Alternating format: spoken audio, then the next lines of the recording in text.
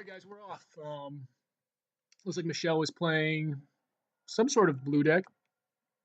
I don't know. And then Sucknellis appears to be on some sort of blue-white control variation. We're actually not playing blue tonight.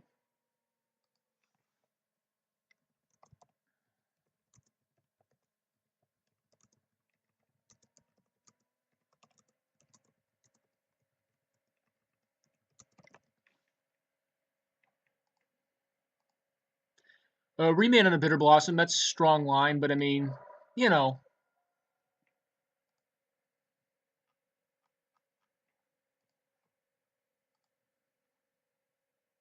Okay. I was going to say, I mean, you can get a free island, brother.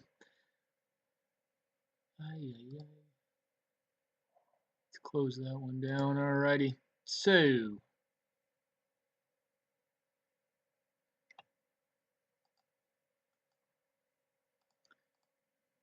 Okay, so we're getting ousted here. I think I'm alright with that. It's a 1-for-1 answer. Deathrite Shaman is always good.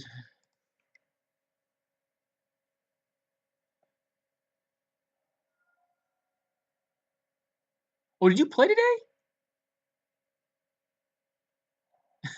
I didn't know you were playing Tribal today. I didn't think you did. All right, our match has started here, guys. We'll go ahead and close this one out because I don't want my moto to break. I'd love to play first. I don't know what we're playing against. This hand seems good, though. Keep.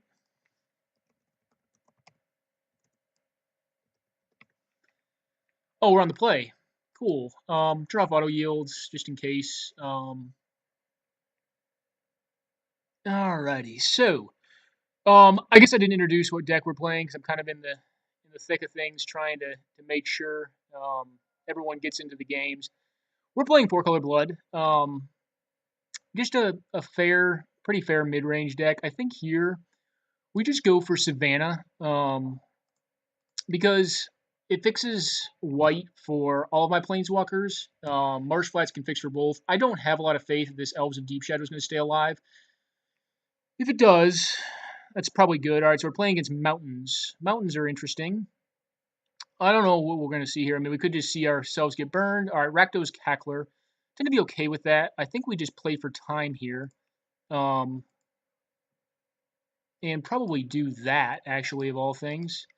I'm just going to STP this guy right here and probably say go. Do I attack? No, probably not. I don't really want to fetch here. I really want to draw into another land. But we'll probably... Okay, so my elves are going to get big. Yeah, land for Elsbeth or Ajani seems pretty good. He could just burn my elves off. Okay. I'm gonna wait. I'm gonna wait on the Marsh Flats here. That's what I like to see. Think here we could Garruk. You know, I actually really like Garruk here. And the reason being is because if my elves get blown up, then I can still cast my planeswalkers out. We need to get Bayou here.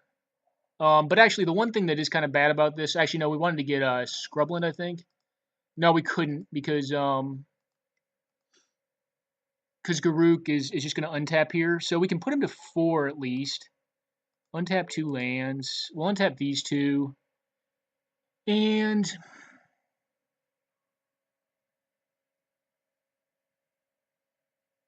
I think we wait on Fatal Push and just do it on his turn. So we can still cast the Elsbeth out next turn. I do like having the Planeswalker in play, though, because I think it's going to create a sub-game where he tries to attack it.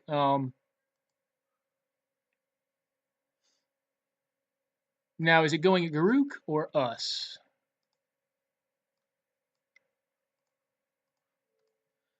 I have a feeling that he's hellbent, or he doesn't have lands in hand, not hellbent. He has 6 cards. He has more cards than we do. We'll blow up the Falcon Wrath with Fatal Push, and probably I don't know. We could cast out a Johnny next turn if we wanted to. Does he cast something out? If he cast a 3-drop creature, I would be more than happy to a Johnny it. Um, okay, Searing Blaze, so that means that my elves are dead and my Garruk's at 1, but I don't think it's likely that he has another way to kill Garruk here.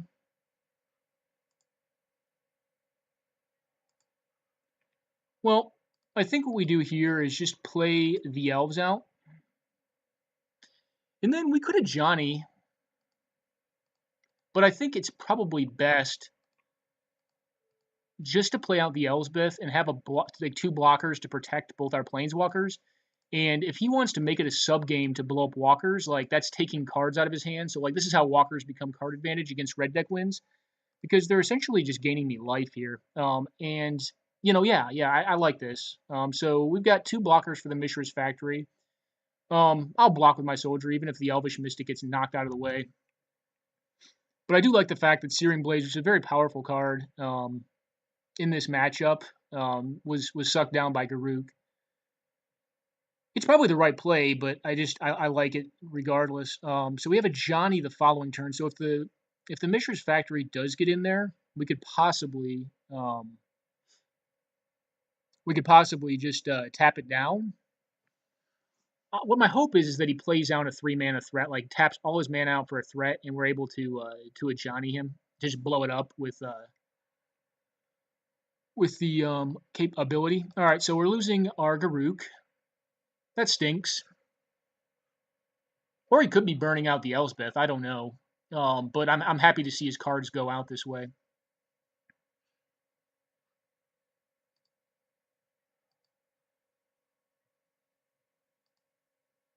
Um,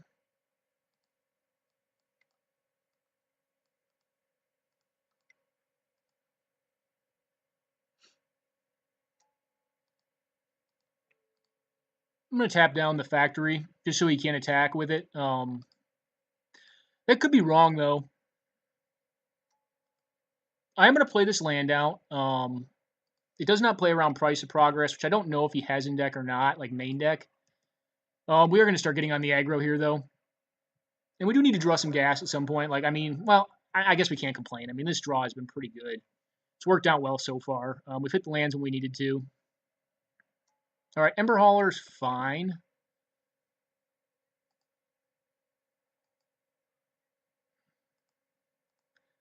I think here we are just going to blow up a land. And I think it'll be the basic mountain because that makes him less protected against yeah, I think the mountain's right actually. So we'll blow up his mountain, tap the teetering peaks and keep him off red mana so he can't cast his spells. That seems pretty good to me. And we'll make another soldier, I think, just to continue to gum up the ground. I'm going to check chat real fast, guys.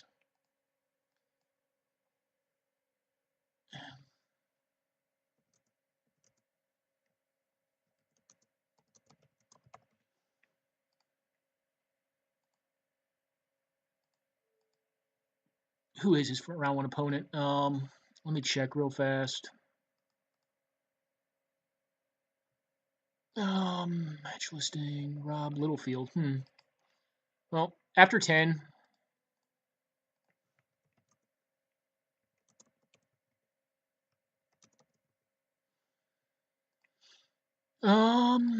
Yep, make a soldier and attack. This feels pretty good. I think we're fine just to get in there with all of them. If he wants to blast the soldier out of the way to get 2 damage on one of these things, he can. It's contingent upon him drawing land here. Yep. Oh, I thought that was a 2-1. That was a bad play on my part, but I don't think it's going to be that relevant in this game. I don't per se need the mana here, though. It's going to be tough for him to cast much. He can obviously pop the hauler at this point. I think we're better off just limiting him on mana here. What are we attacking? Elsbeth? Okay.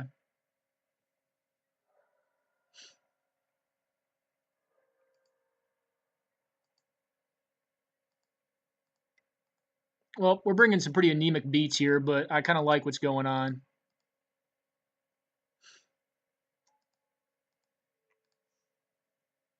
Not that Ultimate of Johnny is like that great or anything.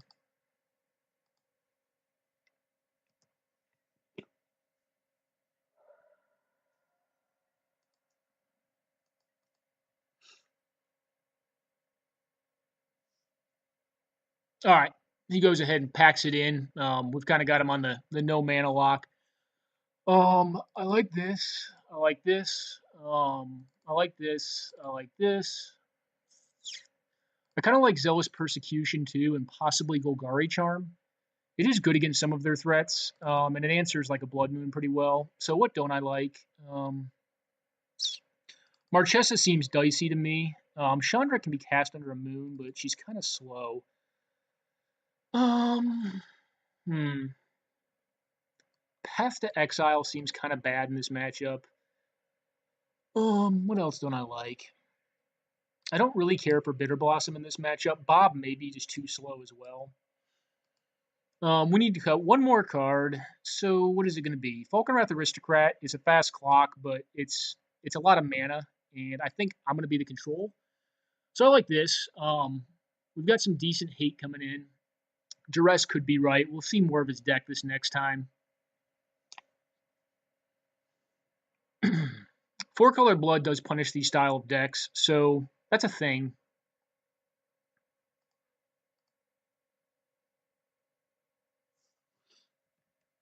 Um,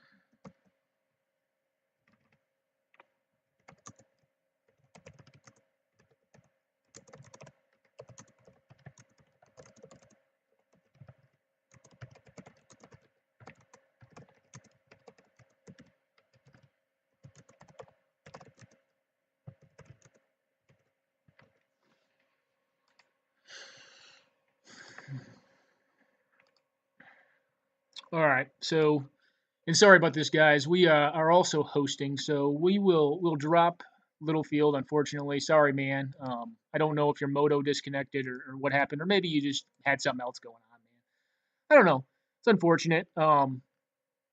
Like to see all the players, get a chance to play this really great format. I think for the most part, folks showed up because of the great EV, because I put a bunch of vintage winnings up for everyone's taking. But hey, it gets everyone out here playing. I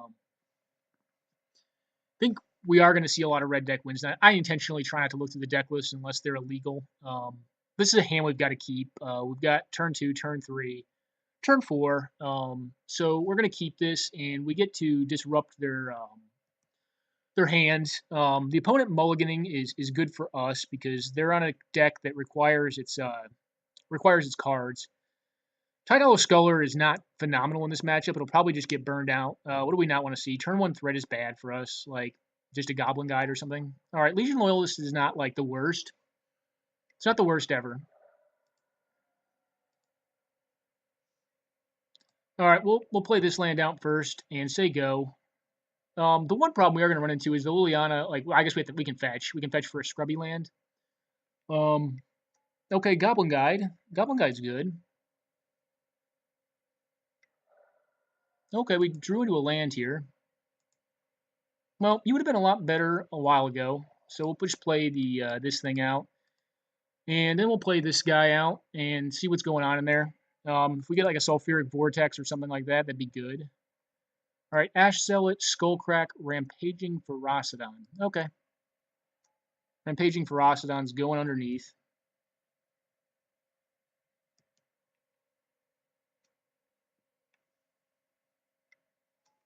Okay, Ash Zealot.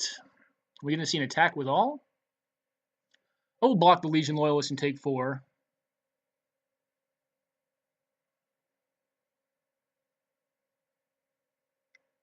Or will I?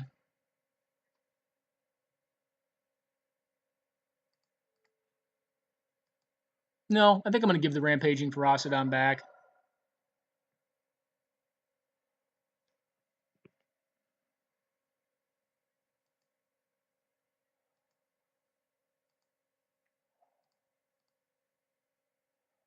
Well, we got to take the damage here, unfortunately. We're going to play the Liliana out.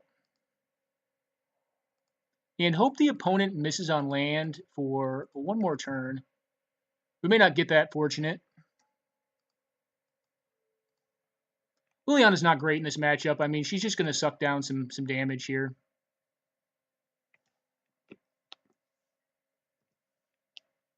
All right, did you hit land?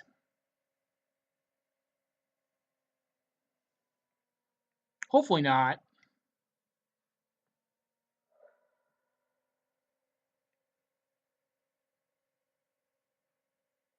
All right, AEF disconnected.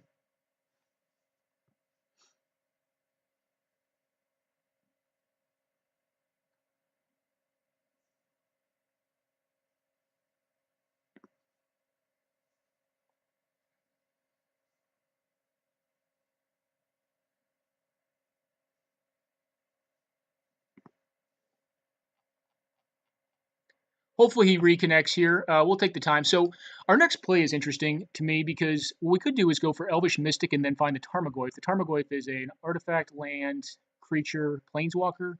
So it's a 4/5, which is probably good enough. And then we know he's probably likely to cast that instant to do 3 damage to us, putting us down to 10.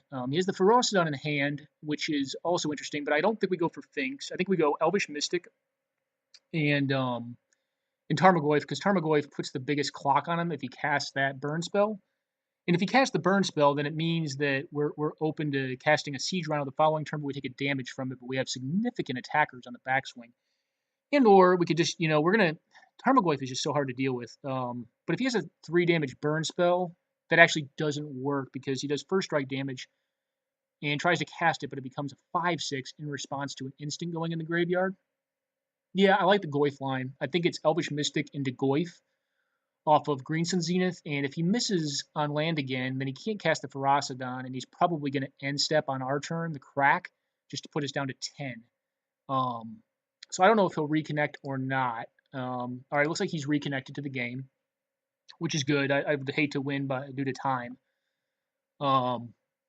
Yeah, I like that line the best. I think we go Elvish Mystic, and we can also double block the Ferocidon. It blanks his Ash Zealot attack the following turn, unless he has like 2 burn spells.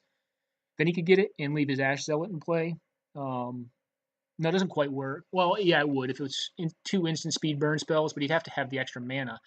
So if he hit land this turn, he's like 100% to play out the Ferocidon, but I have a feeling, well, what do we have here?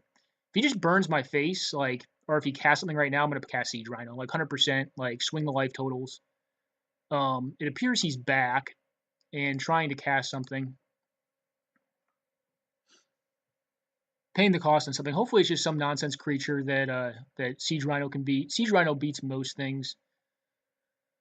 But that Ferocidon would be problematic. If the Ferocidon comes down this turn, we have to take 2 off of our Elvish Mystic and then Greensun Zenith, which is not good. Well, I think the opponent's coming back. I don't know.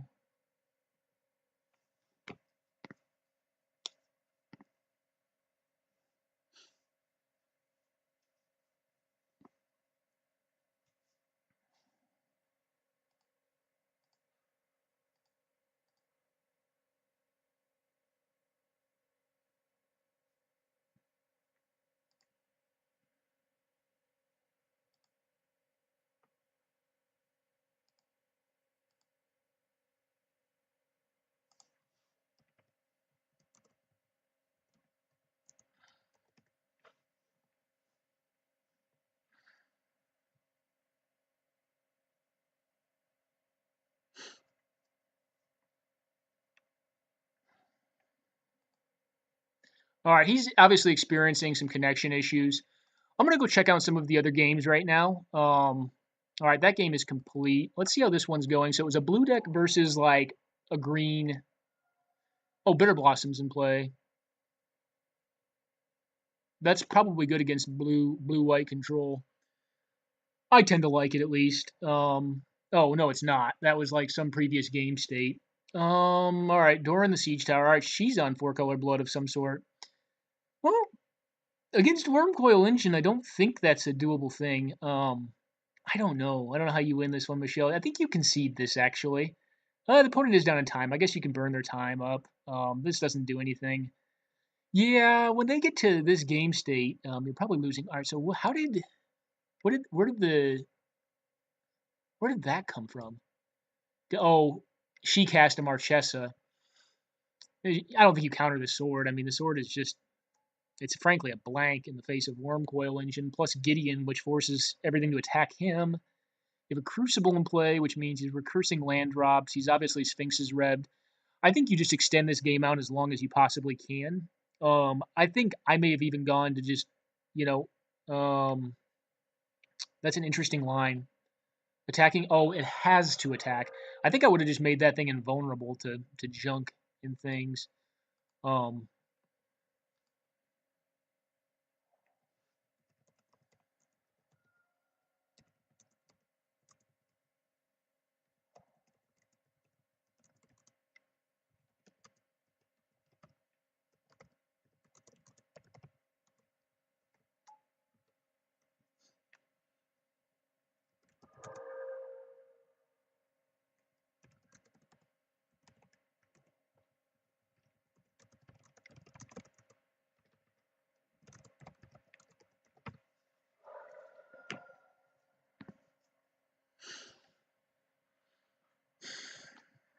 all right, well, our opponent's clock is, I don't know, I feel bad. I mean, but it's a thing. I mean, hopefully he comes back, makes it back to the game. Hopefully he's not like in an airport or something like that.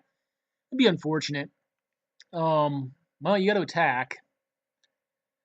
I can approve of her line here. I think you do. The birds have to attack too. You didn't tap them for mana. Yep. Birdies get in there, use. All right. Well, it's going to extend the game out a long time. But, yeah. Wormcoil will die. Does he have recursion? You obviously put the Wormcoil first. And kill that thing. Get it out of the way.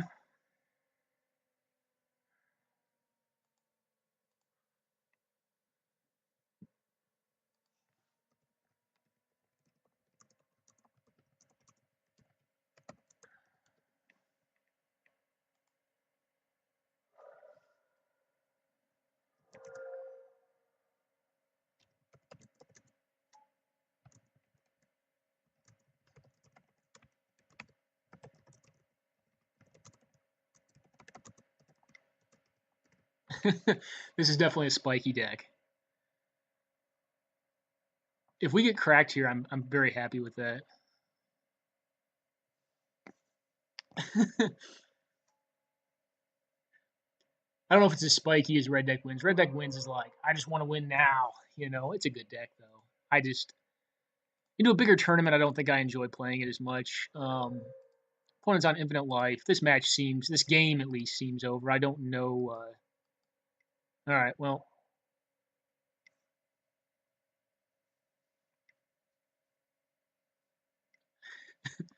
yeah, this is definitely a spikes deck. Okay, he is casting something sweet.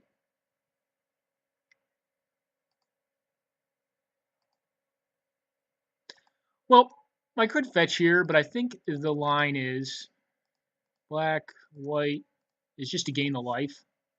Put a big clock on the board.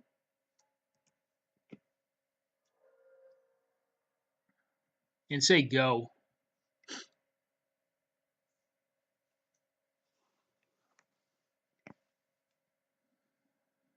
If he misses on land this turn, I feel very, very favored. If he attacks here, I will 100% block the Ash Zealot to save life and allow him to get his Stromkirk Noble to a 2/2. We now know 2 of his cards.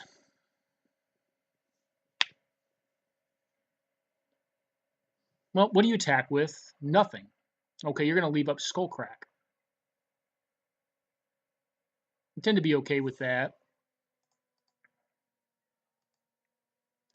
Well, that was what they call in the biz a strong pull. So we could just, if he's going to probably pop the skull crack off. This is going to allow us to know what we're playing against, though. Magus of the Moon. Interesting. Interesting, interesting. Um, I think we just get rid of the skull crack here. I think we fetch for a basic.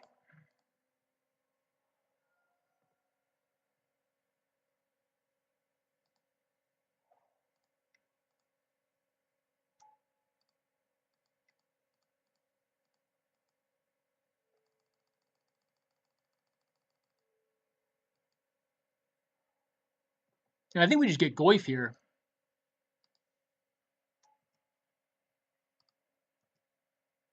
And say go. I mean, like, what are you gonna do? Put a sorcery into the graveyard and make Goyf a 7/8?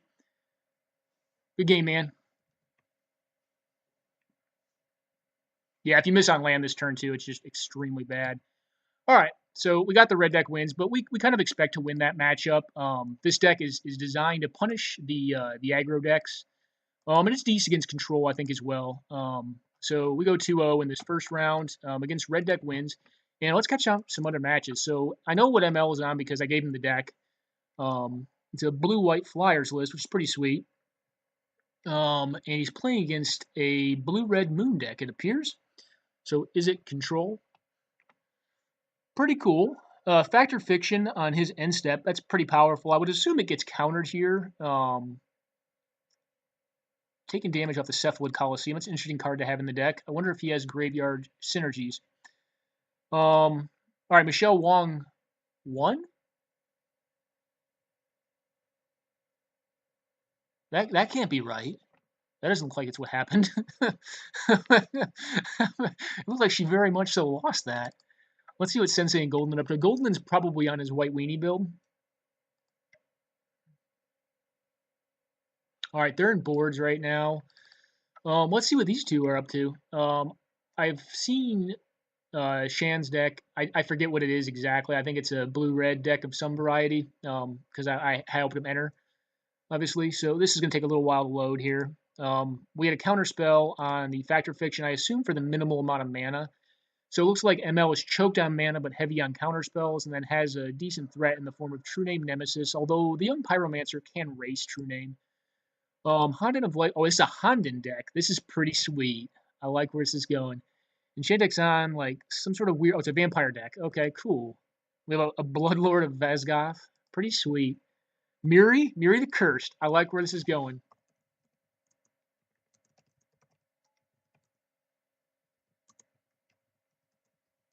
I gotta say that. That's a sweet card. So we have Propaganda.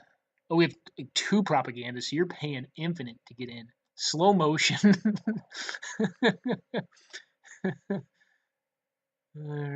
Sacrifice the creature unless he or she pays 2. It's slow motion from the graveyard and it returns slow motion to its owner's hand. Okay, so this is a copy enchantment effect. Slow motion on that thing. Wow. Okay, he could get him from 2 life. This is like some sort of weird Honden prison deck. Enchantments. It's an Enchantress deck. That's pretty cool. There's an Animate Dead even in it. Sweet. Leela Paria, I like where this is going, man. All right, we block with that. He's at 13 life. Is he trying to clock the Chandra down? I think that may be where you want to go. The big question is, all right, he's going to finish the wall off, make another young Pyromancer token. I think you need to get rid of the Chandra and then maybe look for Wrath options. Now, I mean, his opponent is on 1 card in hand, which is not a bad deal. And I think he's hoping here that he probably taps out for something that he can counter. All right, Bedlam Reveler. Yeah, you want to counter that. If you have, like... no, he doesn't have a counter here. Okay, well, that's not good because he's going to get a lot of cards off that. So, draw 3, basically. So, Ancestral Recall just happened. Obviously, a significant amount of setup. Let's check out this game as well, guys. And hopefully Moto doesn't break because I have infinite games open. All right, so it is a blue deck, a blue-white deck. Maybe, I think it's banned, probably. So he was trying to play last week, but I think he had to jump out of the event. versus White Weenie. I don't know. I think I like where Bant stands in that one. I think it's more of a mid-range deck, and it's going to have better creatures, but you just get steamrolled by fast aggro. Oh, that's interesting. The new vampire tokens actually look like the ones from the set that come off with Sorin. That's an interesting way they come out there.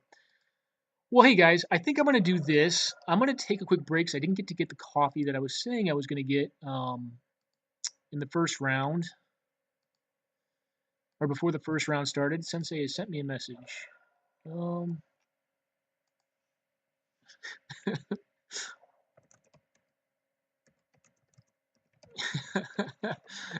I think it is. Yeah, Better Skull's a good one. Definitely a fair card. If you had it off Stoneforge Mystic, that's obviously just a huge beating. I was going to try the card out. I actually made a quick deck tech on this deck that I'm playing right now, but I changed it out. I didn't play the Stoneforge. I kind of wanted to just do it as an old school version of the deck. I did change it a bit, though. Oh, well, you want Swords to Plowshares or something here. Yeah. Yeah, I think you want a Swords to Plowshares that if you can. If you can't, that's 6 damage. It's a quick clock. Very quick clock. Yeah. Or you want like an Abrupt Decay. I don't know what he's got. Could just Wrath. Courser can at least block the Silverblade. Hopefully he has land to gain a life here. If he doesn't have lands in hand, then I'm liking his position less and less. Okay, fetch lands. Garruk is not bad though. Like I could see you actually blocking the silver. I mean, you have to block the Silverblade here, I think. So that's 6. No, you don't have to. If he activates the Mishra's Factory, you have to block that at least. Otherwise, you'd be going down to 2 life. Not very high. You didn't know that already. So, what are we going to see here? Oh, yeah, about that. Sometimes White Weenie has the draw. This seems like it is probably it. We could have Force of Will. Force of Will would stop the shenanigans. If he had that, though, he would have countered the. He would have, if he had Daze, he would have countered the Silverblade. If he had Force of Will, he would have countered that. But he goes up to 14 life. He could get Dryad Arbor to block this thing, because now he's going to go to dead. So he has to get Dryad Arbor. He has to block the Student of War. I think what I like best here. Oh,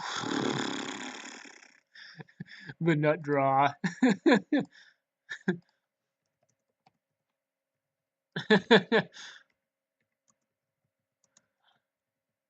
Wah, wah. That is the nut draw to White Weenie. Do you have Fatal Push? If you have Fatal Push, this is still winnable. Oh, yeah, I got beat by a draw similar to this. It involved a Silverblade and a Johnny, and it actually involved a Baneslayer Angel on the deck I'm on now. I was just like, well, I guess I die. He misses lethal here, though. Well, wait, does he? This is 2. No, I guess he doesn't. He does not miss lethal, but he's probably effed here because the Ajani can just pump the Mishra's Factory, and like any meaningful Wrath, he would have to tap out for. Yeah, this is the nut draw. Oh, yeah, that's a rough beating right there. Lilipari wins. Okay, cool. All right, Solitary Confinement. Yeah, it's a card engine. It's just tough to beat. Good games, you both. Alrighty, and we have a Sarkin here. Sarkin is a beating. Is this game over yet? It feels like it's pretty over. So this is 4 damage. Can this damage face? No, just it can do 1 damage. So he's down to 9 plus 1 plus 4. Yeah, so Scry. Oh, he has Factory too. So like Factory gets beat by Wasteland, which he can force. Deal 1 damage, so it's down to 8. This is lethal with Sarkhan. Yeah. So I think that's it. Unless he knows, if he already knows his hand, then it's just he can't have Path to Exile or Swords to Plowshares. Then it's probably game. And yeah, you can just activate this to assure that the win is going to happen. Yeah, True Name didn't quite get him there. And who else is still going at it? These two are. Oh, they have a game 3 between Layla Puri. Or did Layla Puri win the match? Oh, okay, they have a game 3. All right, these guys have a game 3, so it's not game over. Oh, Michelle Wong is on the Azorius deck. Saknalis is playing. All right, the names in the decks that were being played were reversed last time. It's very bizarre. I've never seen that Moto trick, but it just happened. What did she get with that? I guess we can't see unless she already discarded it. Probably, yeah, my guess would be Wormcoil Engine. And she's going to play it anyways here. Wormcoil is just such a monster. Just a savage monster. It's just like, hey, have Path to Exile, have Swords to Plowshares, or lose the game, man. You attack a Johnny here, because that forces a block out of birds. A Johnny takes. Probably bolts the Treasure Mage, possibly, or taps one of the Wrath cards. If he has the Swords to Plowshares, it's a big game right there. All right, you have that thing. What else do you got? A Goyf. Goyf's big. She could just Wrath over the top of her own Wormcoil, and then, yeah, that'd be a thing. I have a feeling on 5 cards, though, she probably has some significant plays, unless she has, like, all lands in play. If she has, like, the big Elspeth here, cycling lands. Michelle's decks are notoriously prone to flood because she plays a lot more lands than I personally think are good. And she plays main deck cards like this, which I guess it's going to be great here against the Goyf because you can just pop it and say, all right, your Goyf's a 0-1, man. Like, go. And now she has live attacks with the Coil, which is going to get tapped down by the Ajani, but she could have, like, she could have an Oblivion Ring or something like that to stop the Ajani. All right, we're seeing, again, a decent aggro start, but he makes the correct block here to kind of stop the beats. I like that block. The White Shield seemed A-okay to me, although it can fly, which means he has another evasive threat. And since he's on 7 cards, which is strong, yeah, rough. Yeah, no, the draw beat me the other week, I want to say. We are going to open this game up. And, guys, I hate to do this to you because there's a lot of really cool matches going on. I hope I make it back in time. I'm going to go grab my coffee right now in between rounds. So I guess hang out, enjoy. We're going to stay on.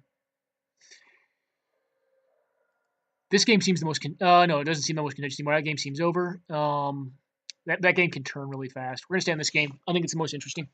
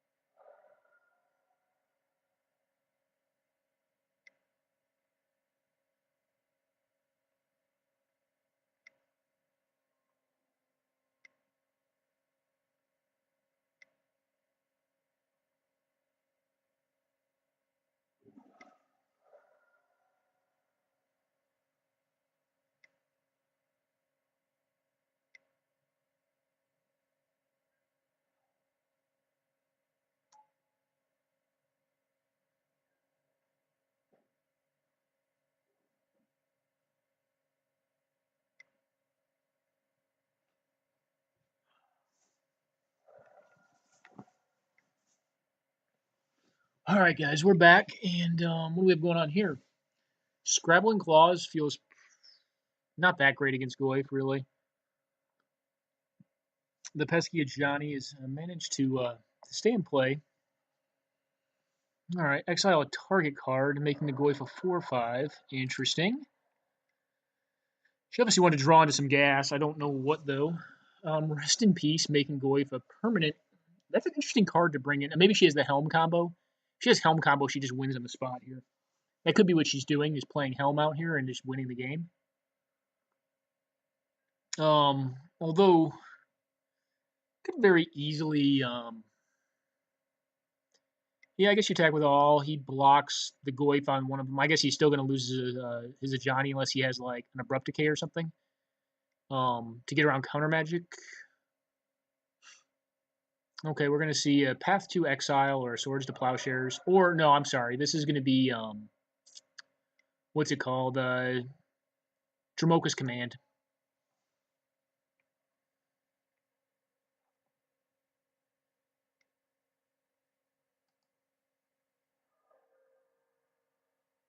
All right. Sacrifice an enchantment puts a +1/+1 counter on a creature. She'll probably just counter this on 4 cards, I would assume. She lets it happen. Interesting, interesting. So he's got a 2/3, but that still doesn't win combat.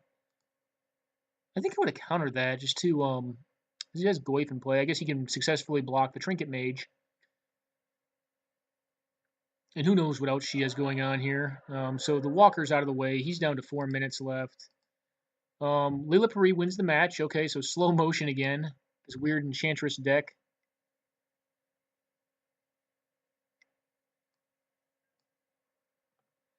Alrighty, so Green Sun Zenith for 4. You counter that like 900%. Oh, oof. It's a big reversal right there, but the Goyf is going to get big. That's why I kind of like just, I don't know. Maybe he only has one counter. And is this going to be Mystical Tutor for Entreat the Angels? Sphinx's Rev. Okay, big ass Sphinx's Rev. Leaving up a bunch of blue mana. I think you probably pack it in here. I mean, what could he have that could beat this? Not much. She's obviously not playing Entreat, which would actually just end the game here, more than likely.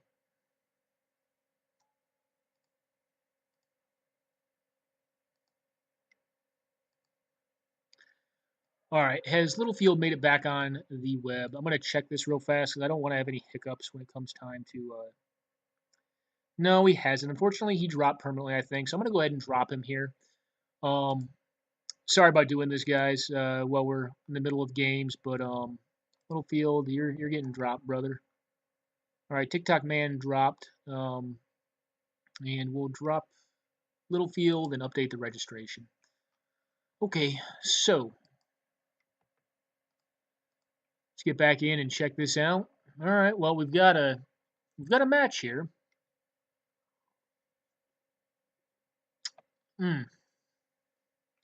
What did this fella get? Did he get, all right, Birds of Paradise and Dryad Arbor, both of which are already in play. Well, this is 6 life, so that Mother of Runes is problematic, obviously. How does Bant beat Mother of Runes? I'm trying to think right now, and I can't really think of much that does it. He's going to be continuing to take 4 a turn, so the Deathrite Shaman can gain him 2 here off the Nissa. Almost like just attacking into the Mother and like killing your own creatures because it allows you to, well, we'll see what he does here. Jace the Mind Sculptor is a good way to do that. Draw 3, okay. I almost just like trying to bounce something and tapping down the Mother and trying to get in a big swing here. Because if he taps his Mother to keep her in play, then yeah, that seems good. White Weenie's still a great deck. I mean, people were talking about how busted blue is now, but I mean, White Weenie still has it. I mean, like, the deck is still just fine. It's just a good deck all around, I think. Are there any other matches going on? So, nope, this is the last one. So I assume Michelle won that game after a Sphinx's Rev for Infinite. Dust Bowl is a good one. Obviously, both players are very short on time. Well, what do we have here? This thing. What does he take? Probably Scoos. Did you take Scoozy? I think Scoos is probably right. I could see Deathrite Shaman as well.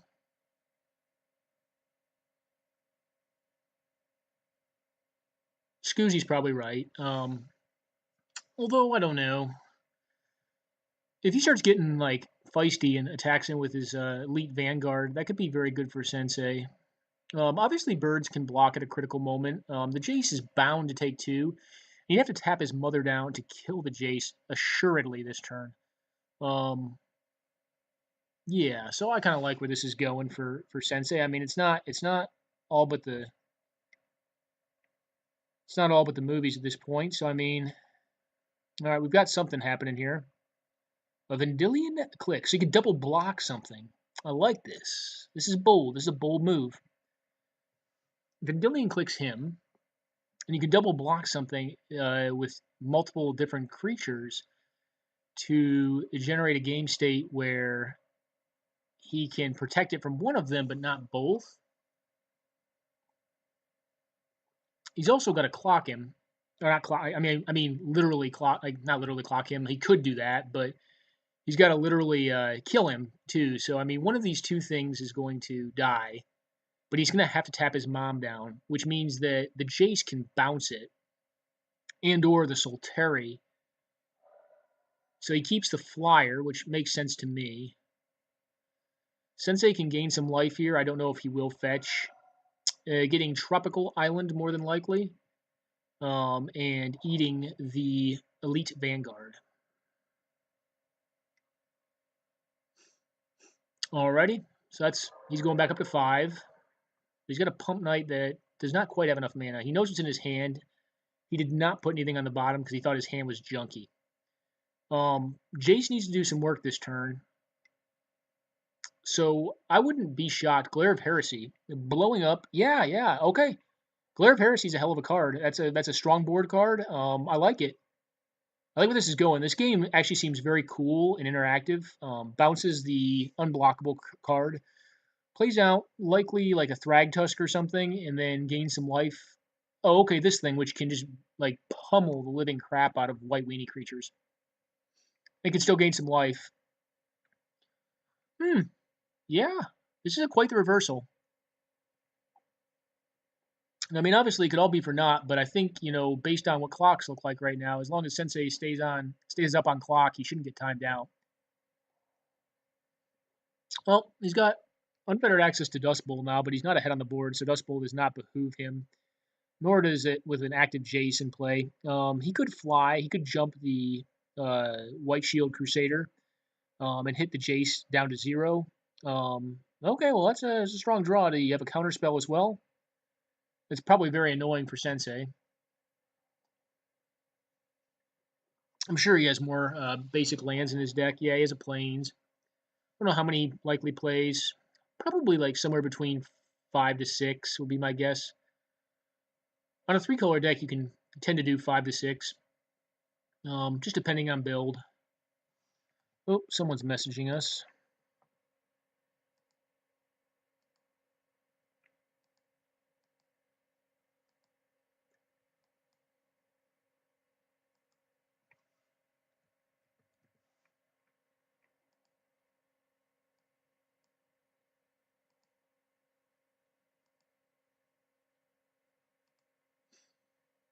Are they going to face? Going to face, it looks like. Well, they're all going towards JC Poo. Yeah, he blocks the flyer, which makes sense. He blocks this, which also just makes sense. Now Sensei's in a spot where he needs to present a relevant threat.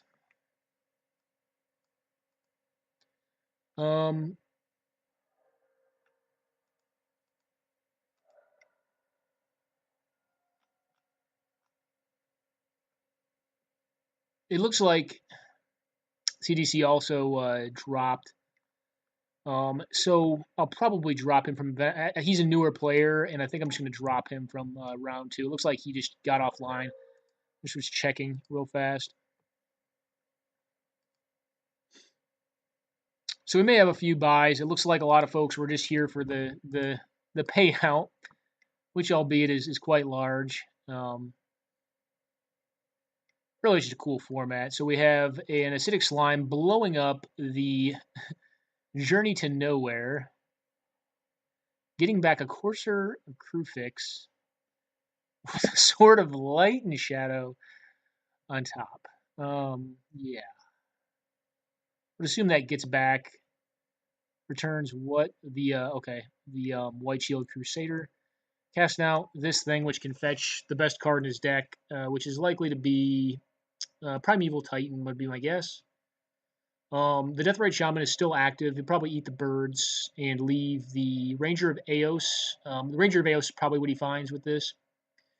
Just because Ranger of Eos can get an additional green, any creature cards that he can then utilize the Fauna Shaman with to get value. And Sensei is a value player. All right, so we see a Soltari Priest come down. I don't think that's liable to win him the game, though. I think he's out-controlled here. The Sword of Light and Shadow is just a behemoth here, though. Like, I don't know what you do against that. I think it just spells good game on it. When the game goes this long, and if they're able to survive the onslaught, the mid-range deck will tend to win. When you have your fast aggro starts with, like, the random Ajani and a Force of Will, well, you could even get back the Vendilion Click. You can't draw into that, though, can you? Force of Will would seal the deal if he could get another blue card in hand. So look at the top card of his library. Basically, bottom anything, or leave everything on top that is not an Armageddon, which would probably wreck him at this point. Well, maybe not. I mean, with Sword of Light and Shadow, you could probably just allow an Armageddon to resolve, and it wouldn't be all that bad. But he can flip this sword back and forth now. I wouldn't be shocked if he could just get back the birds. He ate the Ranger. Maybe he's out of 1-drops. I don't know. Get in there for 4, gain 3. Probably get back birds and transmute that into Tarmogoyf, we might bet. I mean, it's going to be very difficult to race this at this point. The sword is just kind of prevents that. I could also see just equipping the sword on something else. Could actually replay the birds and just what does he get here? He can get a 1/8/7 creature. He doesn't have the mana for that, though. He doesn't have black mana. What do you get? He could get Reclamation Sage and blow up the Spirit of the Labyrinth and then use Jace again. Although I don't like that play because he's going to take up a lot of clock. Stoneforge. Okay, well, Stoneforge will get... He can cast it too. That's a thing you can do. So you can cast Stoneforge here by making white mana off the Dryad Arbor. Or not the Dryad Arbor, I'm sorry, the Deathrite Shaman. And finding your Batterskull, which also seems very, very strong here. This is down to the wire. Like, I don't think, all right, Counterspell on top. That seems good. That doesn't seal the deal. I don't know what can. Here, there's probably no outs. Wait, you know what an out is if he were to draw, so he's a 12 life. He can pump twice, put the Stud of War to a 3/3, plus pump on this one time if he has land. So that's 3, 3, 3, plus 2, so it's 9, 11, plus 1. So his draw would have to be Plains, Brave the Elements, and he could win there. That would be it, though. All right, so we're going to round 2. Let's go ahead and organize some of this stuff first. So we're pretty sure he dropped. So I don't think he knows how to use the system that well, so let's go ahead and drop him. And, at this point, I'm going to go ahead and set up round 2. So let's go to registration. Oh.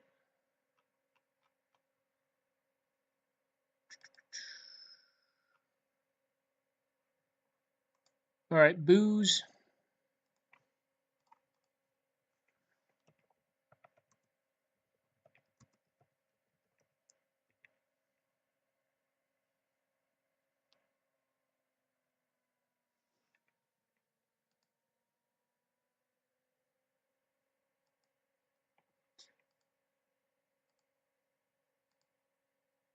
All right, guys, quick pause until the next round starts and we take care of that. All right, guys, we're live. We're playing against Rob Zadar. I don't know what he's on. And we are still on 4-color blood. Has not changed. He has the play. This hand's good, though. This is a keepable hand. It's not fast, but it's got a lot going on, though. We go turn 2 Lotus Cobra. We can go turn 3 Luxodon Smiter with Bitter Blossom. I like where it's going. Okay, Island, go, hopefully.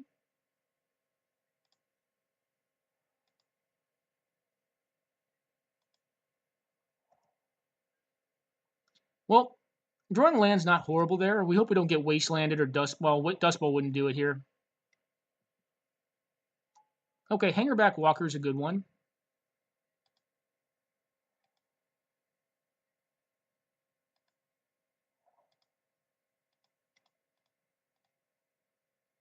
He can daze me here if he wants.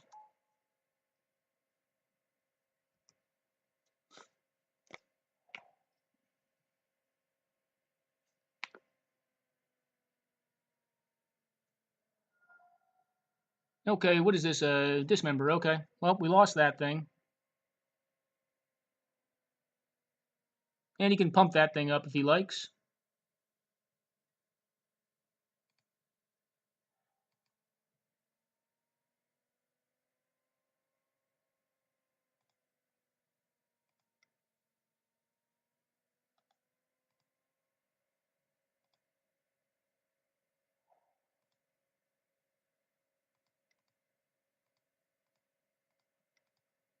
Luxodon Smiter. Oh, well, if we can tap our lands right.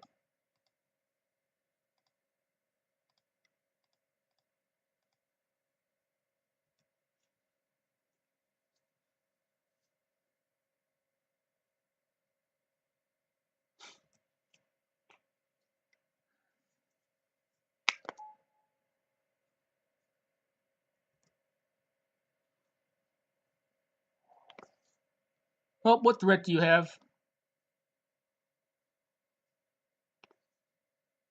Could just block with this thing.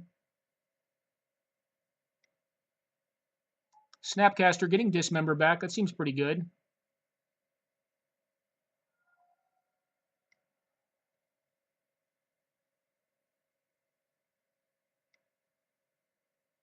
Okay.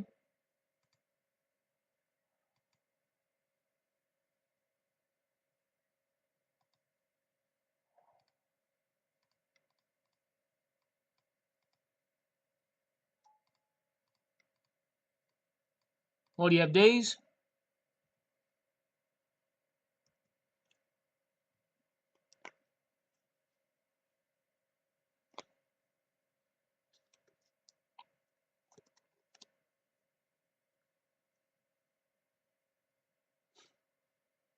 I wonder if we want to race here.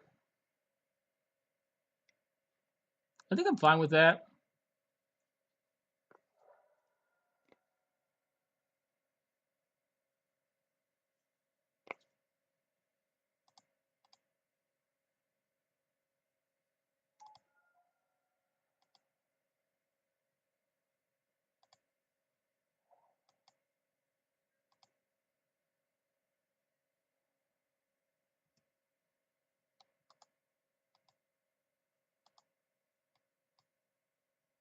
I'm just going to sit behind this thing, I think.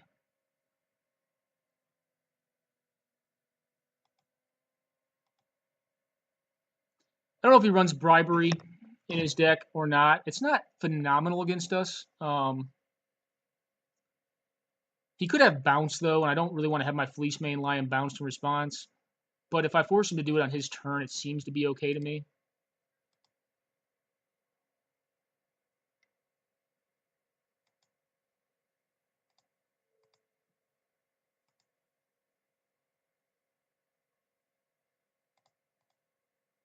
Give it a shot here. Go down to 15. Get a Scrubland out of the deck.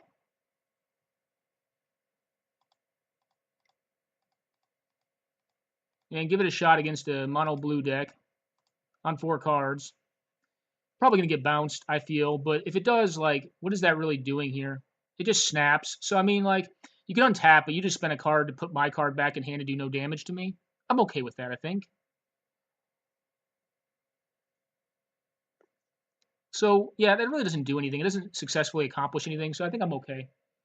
And I don't really want to play Marchesa out because, like, I feel like I could just get handily out-tempoed. Okay, we get another body in play.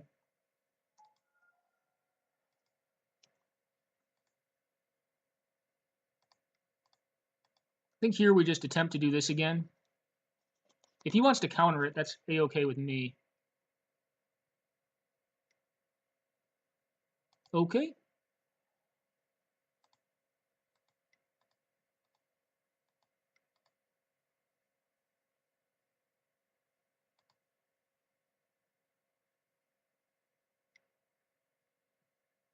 Okay.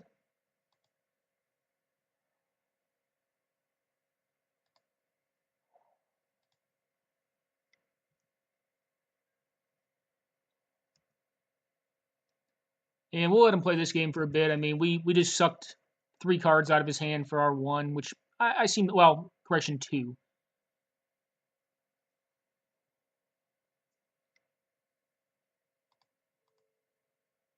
I will trade you here.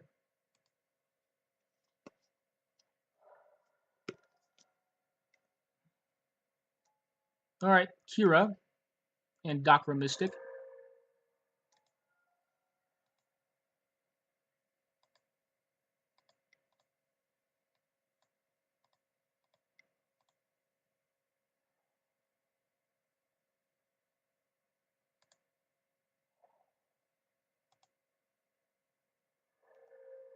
Do I really want that? I don't know.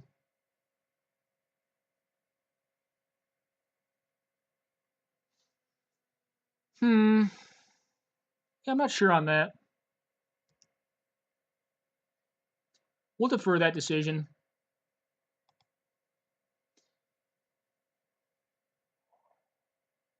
Obero, cool.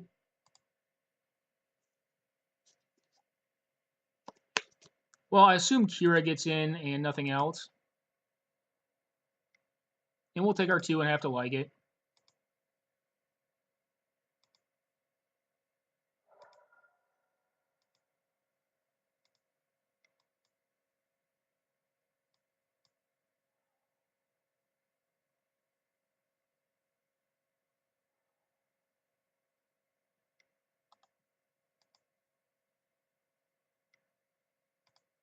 I don't really want land. True Name Nemesis is a very strong hit for our opponent here.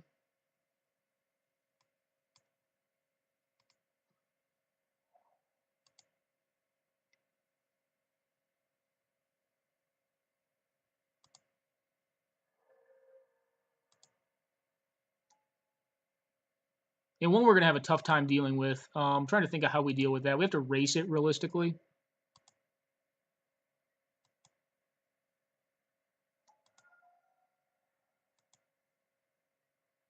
Well, here's the rub.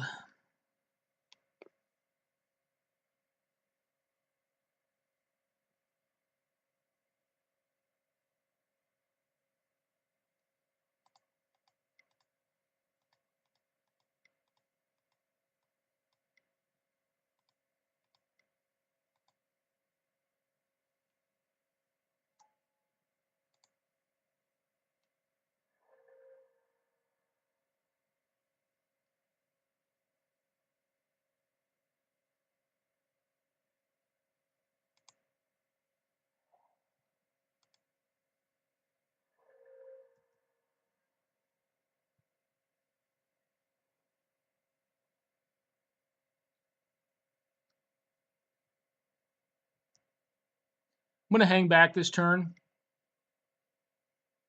Yep, you can make that thing bigger.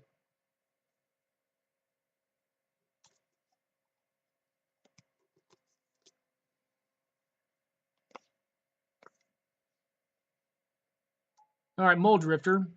It's a good one.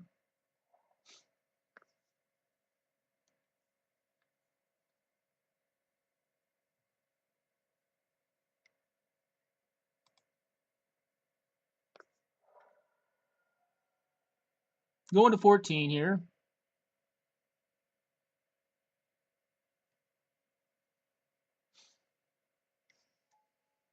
All right.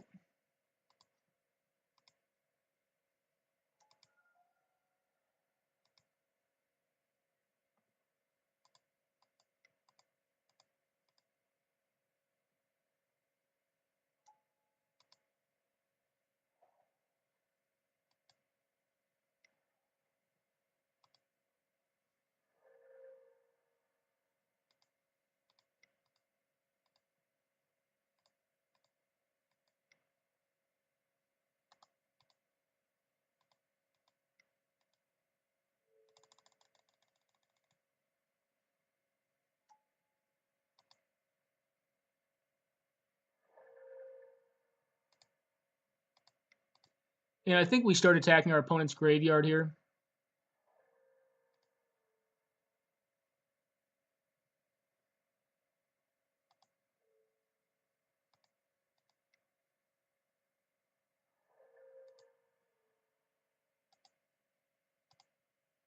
And our own a bit. I guess he's on enough mana now that, you know, like a dig through time.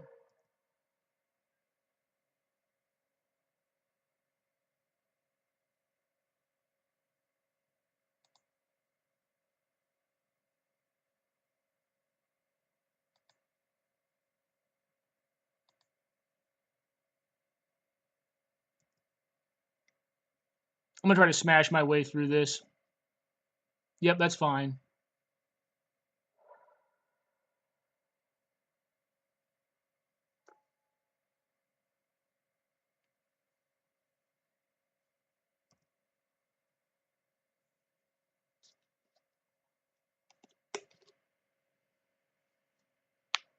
That was kind of the card, and now True Name that was limiting us. This can't be blocked, right?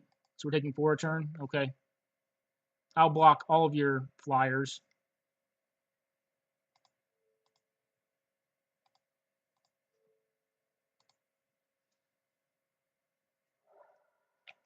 So we're in full race mode. What did you draw? Okay, Shore Crasher. Is he unblockable? No, it's just hard to block.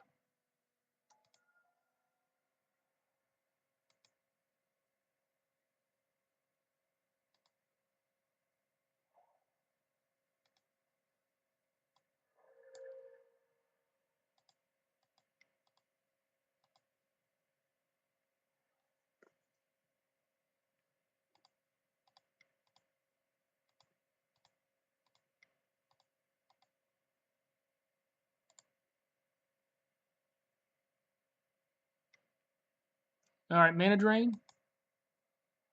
Stinks for us, but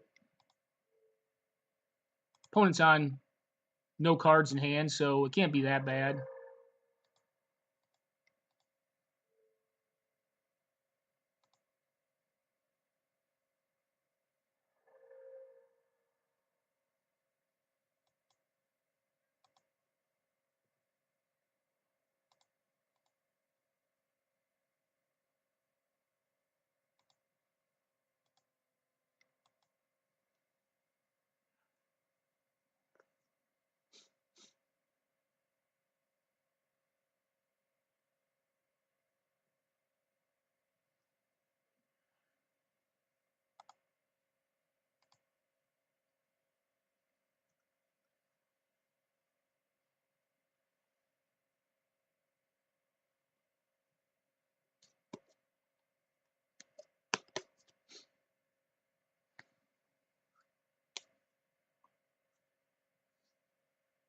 Well, you're going to take a while up here.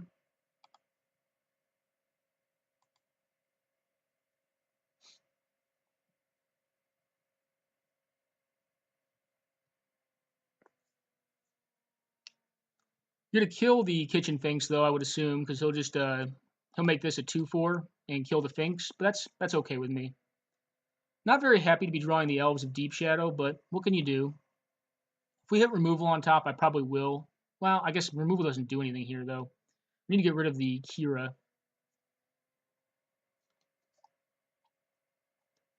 That can block there.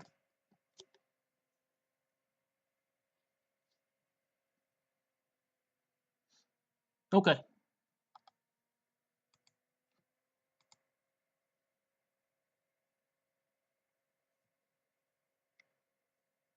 Yep. So my Finks dies. That's kind of okay with me though. Like I need to really just life him here.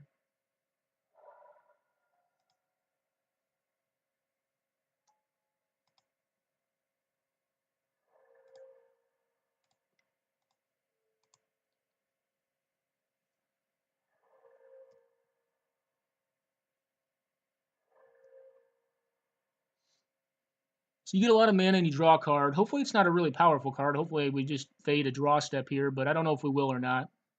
It's a lot of mana though.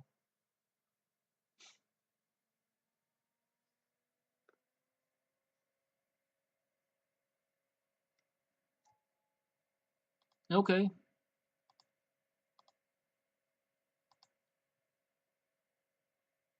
Well, this thing gets remorphed and reflipped into a 4/4, which is obviously a better attacker.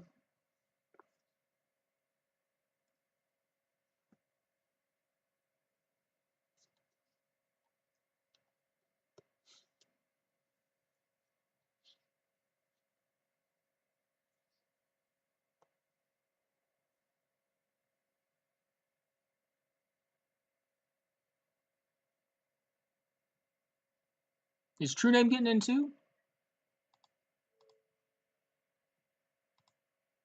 I'll block there and take 2.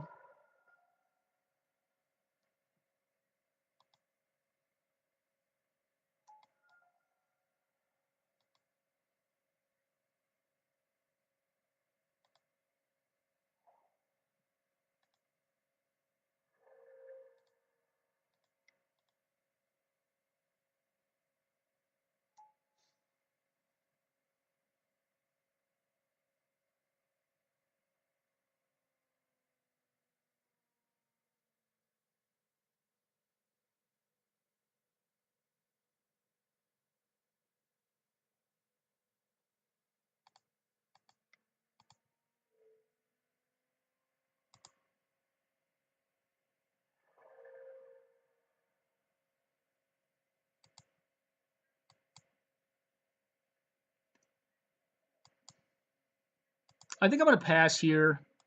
And the Garruk is a must answer. So if he has a counter spell, he's going to leave it up for that.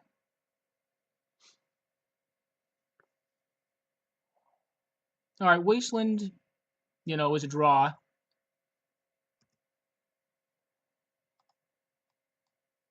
All right, we'll get pinged for 1.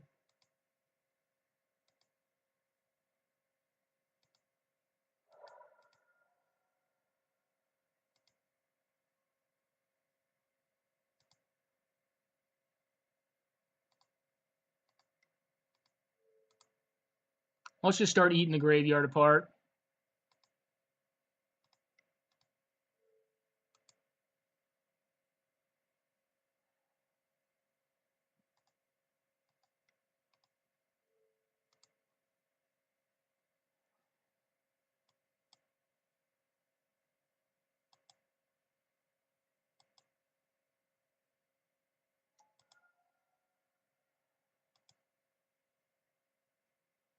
I think I'm going to go for a land here. Do I need to destroy an artifact? Not really. Um,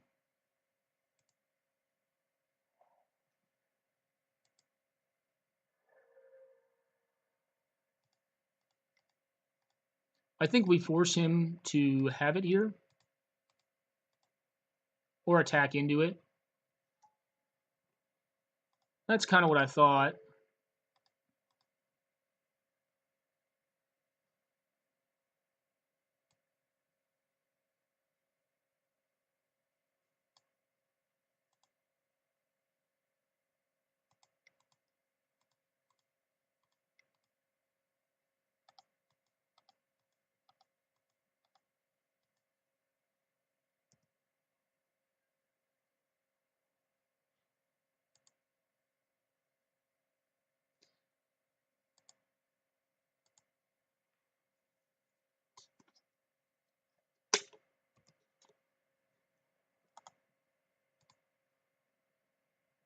All right, True Name is going at that. So is that. Okay, cool.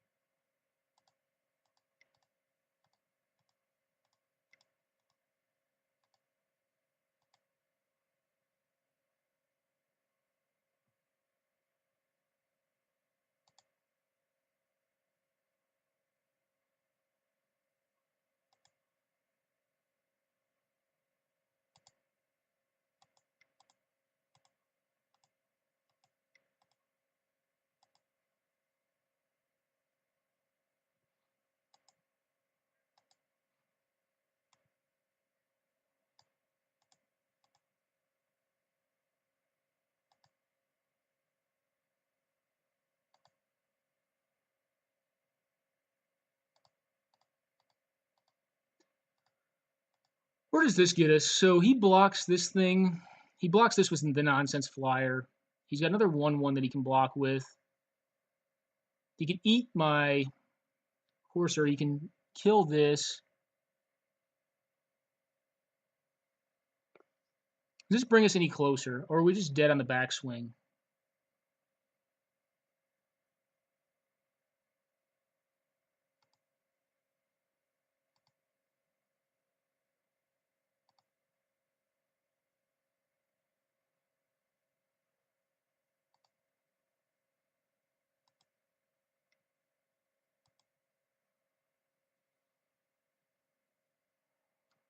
Yep, that makes sense.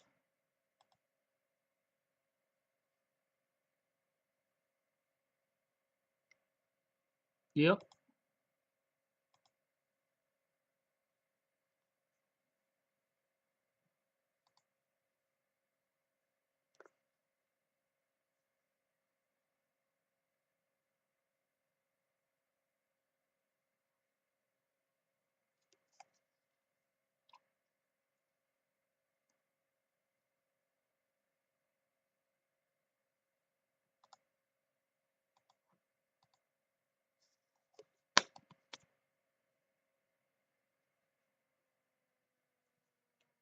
Well, can we grind him out?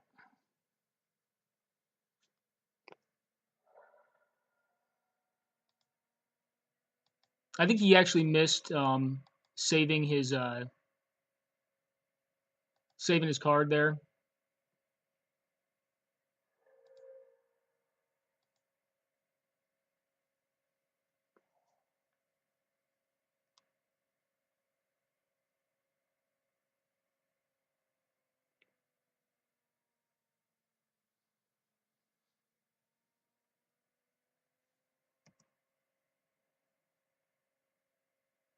Okay, plink for 1.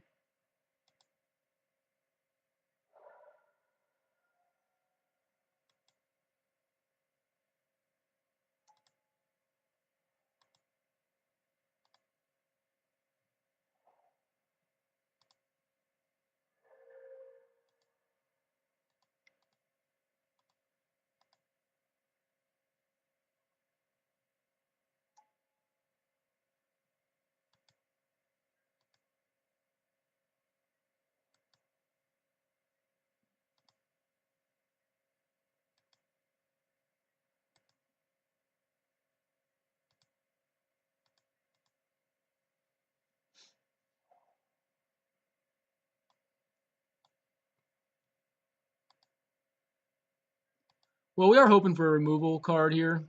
All right, Triton and True Name. Okay.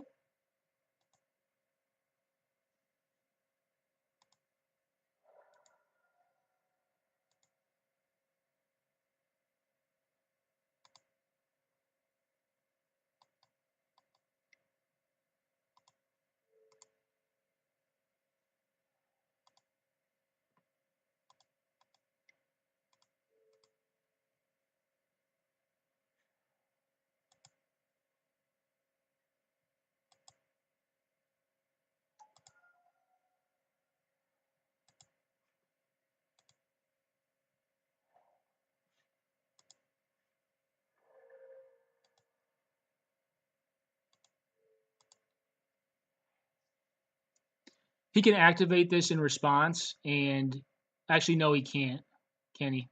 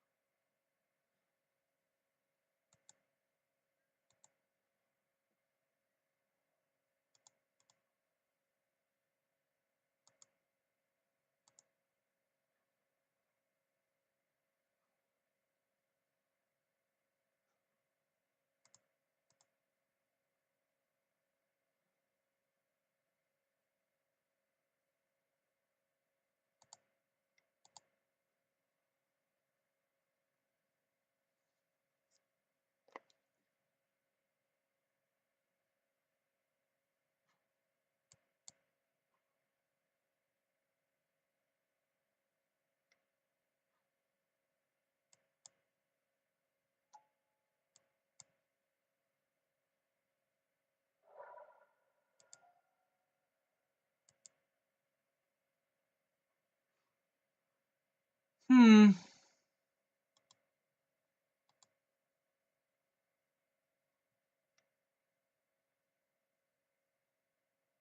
Okay.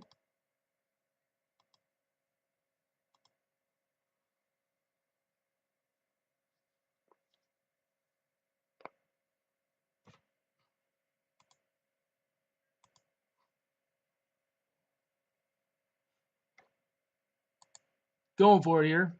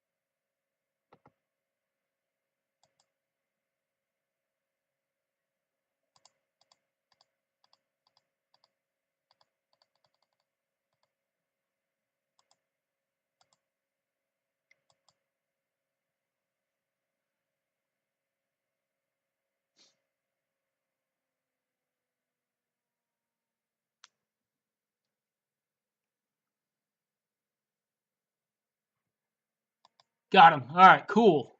That was a great, long, interactive game of Magic. I like this. Oh, not that. That can possibly come in. Do I want this guy? No. Oh, not him. Obstinate Baloth comes out. Choke comes in for sure. Tusk is interesting to me. That was a grinder. Complete and utter grinder. I probably want Zealous Persecution and probably Golgari Charm as well. That true name really dragged that game out. I probably don't need Sword of Feast and Famine here. Can probably cut that. I kind of like Chandra. Falcon Wrath Aristocrat again is a fast clock, but kind of slow. Don't want Duress against his deck. It's a good turn one play. I don't know though.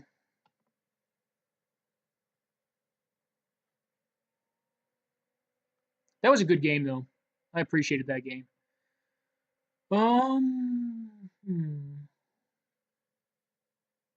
Even Mind Sensor does not seem good against his deck.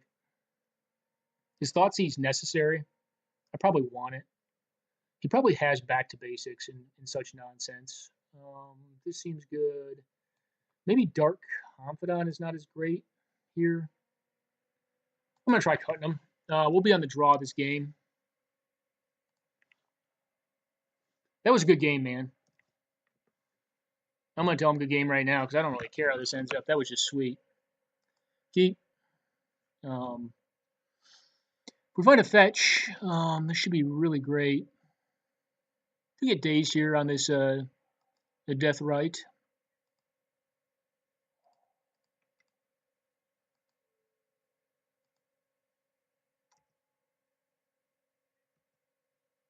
I mean, we probably just slam Fleece Mane next turn and hope to go big. All right, this thing.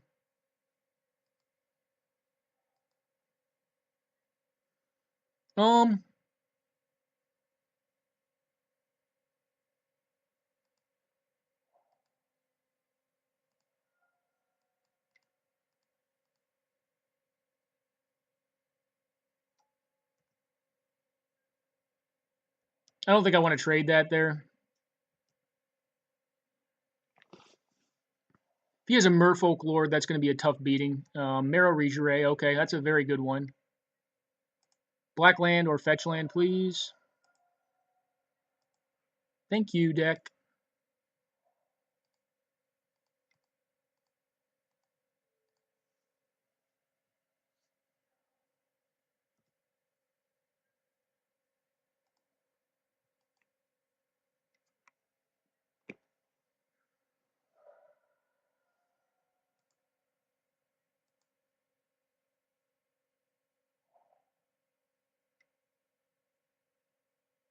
Okay, Thada Adele.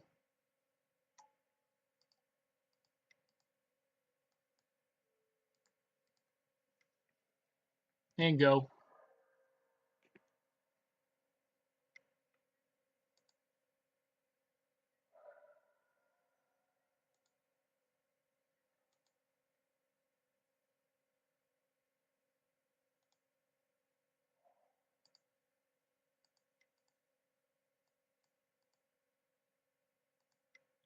I know we're not playing around days by doing this. I'm going to play at main 1 in case he does have the days. You know the opponent's playing Snap. I'll probably have to block with the Death right here. Well, if we get snapped, we get snapped. That's that. Okay, Ponder. We have an uncounterable for next turn. If we draw an untapped land and the opponent taps low, we could just put a Thragtusk out and gain a bunch of life. I already feel like we're advantage board, though. We're not... where they're going to be very consistent, more so consistent than we are. Our deck is going to tend to have higher power level cards, I think. That's kind of a silly thing to say. You could just bounce this. What I don't want him to do is bounce the Doran or control magic it or some nonsense like that. That'd be really bad for us. Although, all right, Jace is going to bounce. At that point, though, like, do I care if he exiles one of my swords? I don't really want to draw my sword. And this is only until the end of turn, right? Yeah. Just going to attack here. We can still finish the Jace off. So take 2. If you send Thada in, you're not going to cast whatever you get. Like, I have 1 sword in the deck. The other sword's out. You could get Tide Hollow Sculler too, but it's cool. I don't really care to draw either of those cards right now. I mean, I guess the blue-red sword is good, but this is only until end of turn, right? Until end of turn, you may play that card. Yeah, so, like, I play with Thada a bit, so I didn't reread her, but I was pretty sure that's how it worked, because I've played her in Commander. Sword of Fire and Ice is exiled permanently. I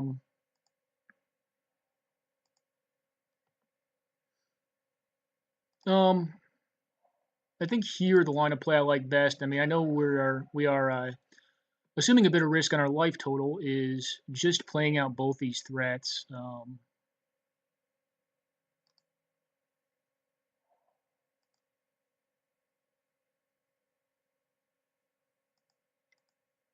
You know what though? Actually, screw that. Let's gain some life and play around days.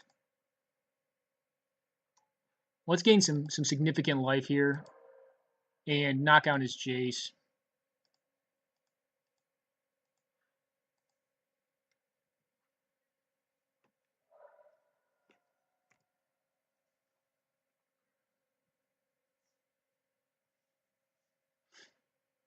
Now, obviously, Doran's not as good with an active Thragtusk, but bouncing Thragtusk is kind of bad. Master of Waves, well, that puts a lot of creatures on the board.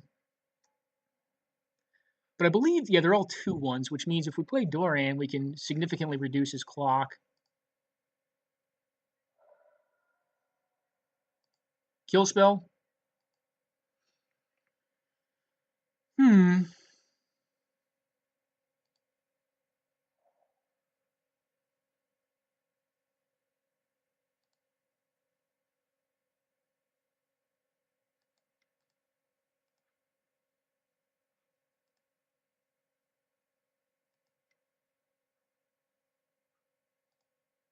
I'm going to play this fella out.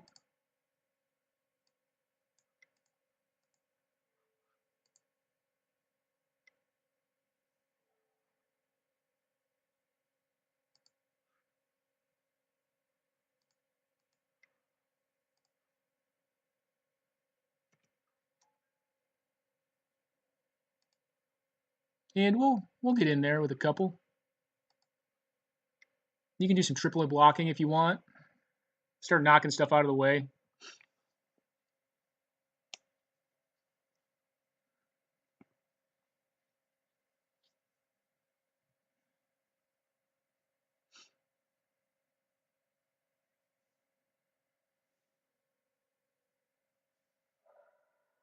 Takes it. Okay.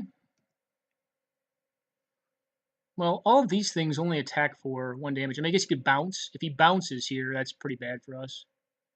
Okay.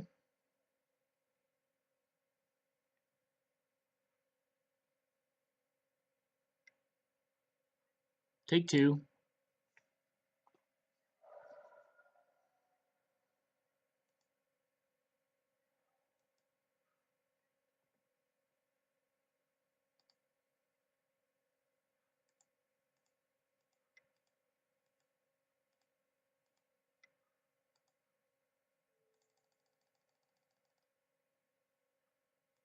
Let's go for 2 here and see if we can get him to counter this.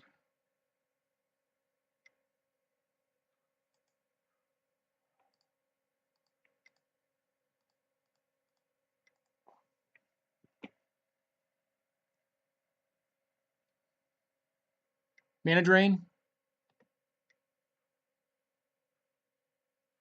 All right, you got it.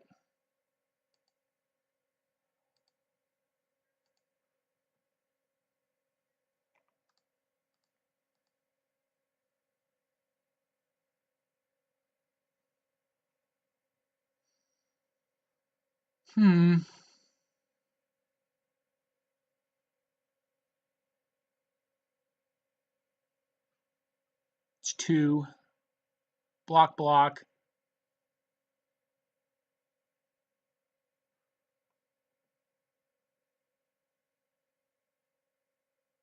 Okay, go for it.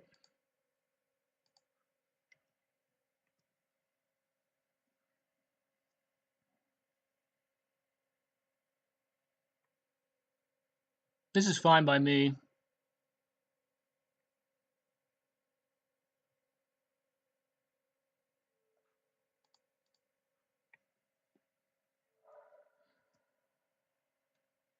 Yep.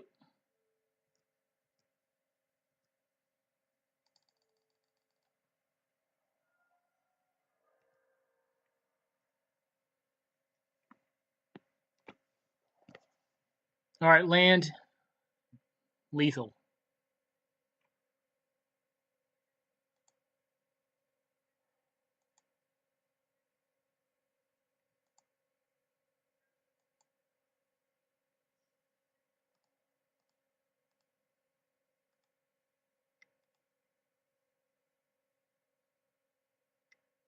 Okay. I mean, I'm going to let him block here. He'll probably keep his flyer around.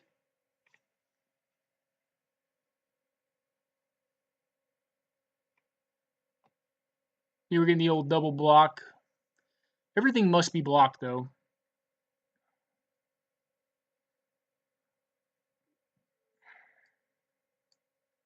Okay.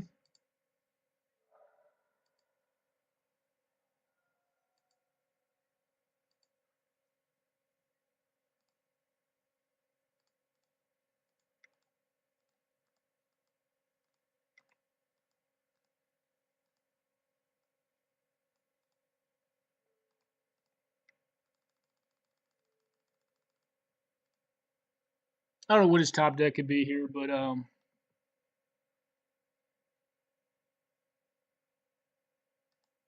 yeah, Siege Rhino works.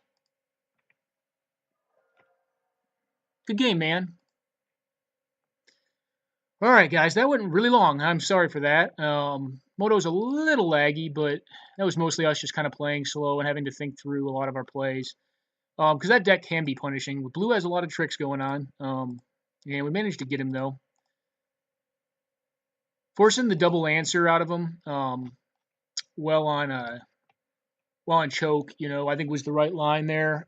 Choke obviously would have been powerful, but yeah, I think we went about it the right way. We forced everything out of his hand. We knew he didn't have a Lord because a Lord could just like blow us out there. Although the Elementals don't get the benefits of it. Four-color blood looks like it's doing what it's supposed to do here.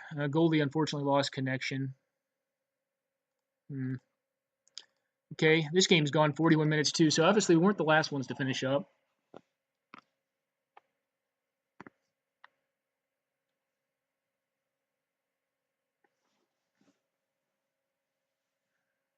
All right, Fire Diamond, sweet. The sword seems pretty good against a base blue-red deck. The Black Vice is doing nothing. Since he's at 16, yeah, this game looks over. All right, guys. Well, here's the deal. Both these games look over. I'm going to leave this one up because the blue-red deck looks the most interesting. It's an Is It Moon deck. I think it's a very cool deck. It's very viable in German Highlander. I think it's a strong archetype in our format as well. It looks like, unfortunately, well, Sensei was able to resolve a Dig Through Time and Treasure Cruise, which is very good. I don't know what he exiled, but he obviously countered this Blue Moon, rather Blood Moon, or got rid of it somehow. Kasali Pride Mage, yeah. So Stoneforge Mystic happened. He got the Sword of Fire and Ice. Yeah, the tail of the tape says Sensei's got this one in the bag with 2 cards in hand versus a Fire Diamond and 1 card in hand, and a Vice does nothing. Sky Diamond. I'm not a fan of these artifacts, by the way. I don't think they're very good. Sensei's taking his time on something. Anyways, I'm gonna leave this one up, and I'll check the chat real fast, and I think I'm gonna grab some more coffee real fast, guys. I'll be right back, though.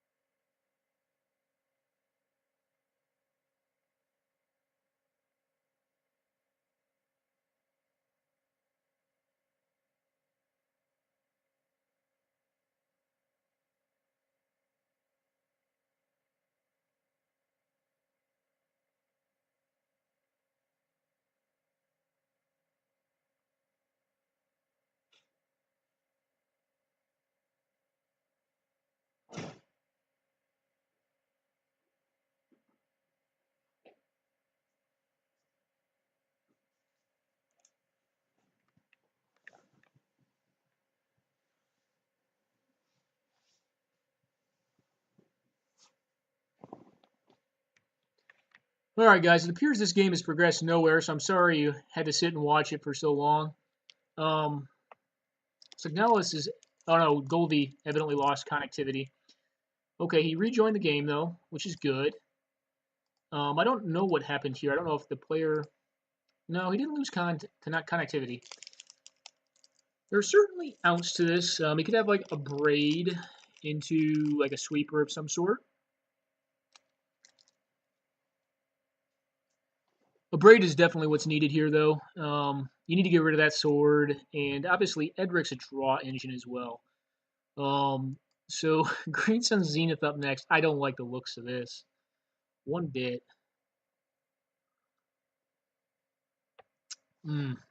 Yeah, this looks over.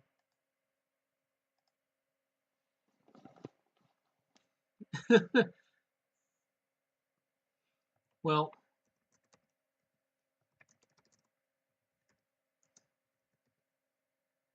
are you 2-0?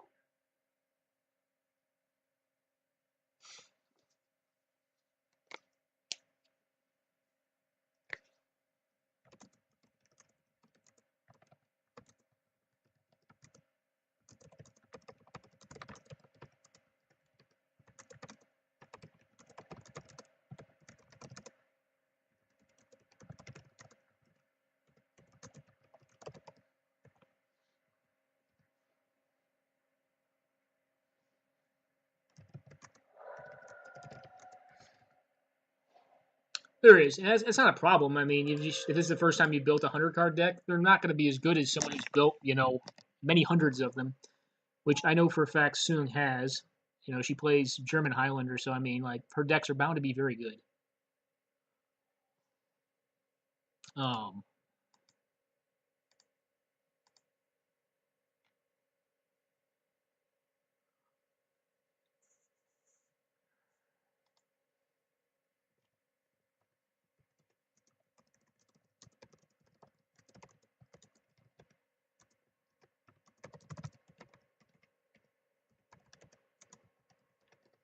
I haven't really been paying attention to what the brackets even look like right now. I'm kind of curious.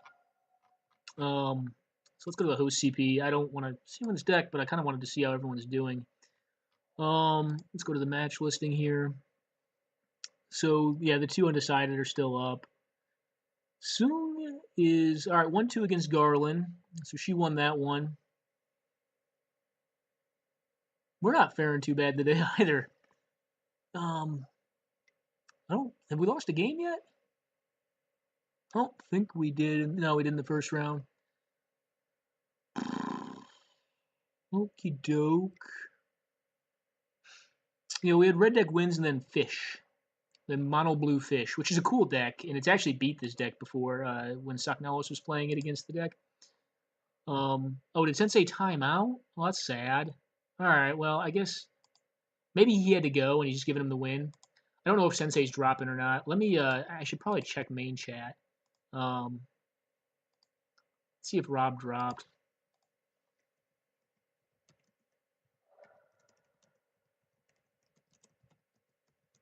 Oh no. Alright, he just disconned. Well, hopefully I don't know what happened. That stinks. That's a crappy way to lose because it looked like he was winning there. What are you gonna do? It happens from time to time. That's a card I actually took out of this deck. I think he's still playing very close to our list. I stopped kind of enjoying having that card in my deck. That's an interesting choice. I still think the Sword of Light and Shadow is probably right there. I don't know. I guess it could be anything else.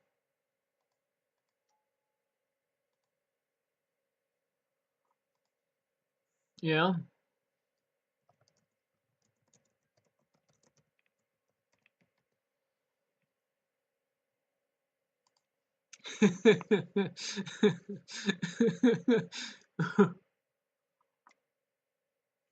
Oh.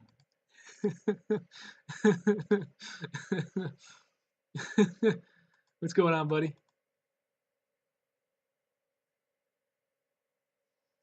Yeah, man.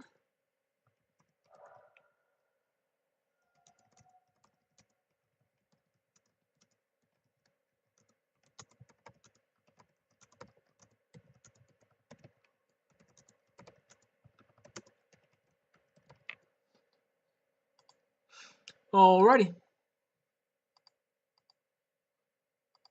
And actually, let me do something right fast, guys. I'm going to go to a quick pause because we're between rounds. I'm going to send this player out. Hey, guys, we're back. We are playing against Jack Slagle. Have fun, man. And what do we think of this hand? We think this hand's kind of bad. It's kind of stinky. This could definitely get mana screwed. Mm.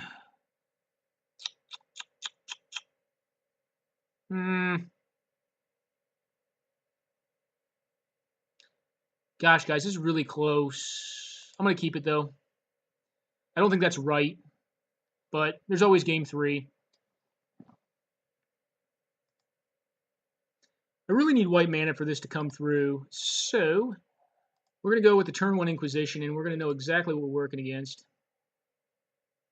What do we have here? Abrade, Electrolyze, and Lightning Bolt. Well, your hand's actually worse than mine. I think I take the Electrolyze here. Because I don't really care about him bolting my face. Yeah, his hand is worse than ours is. That hand's not good.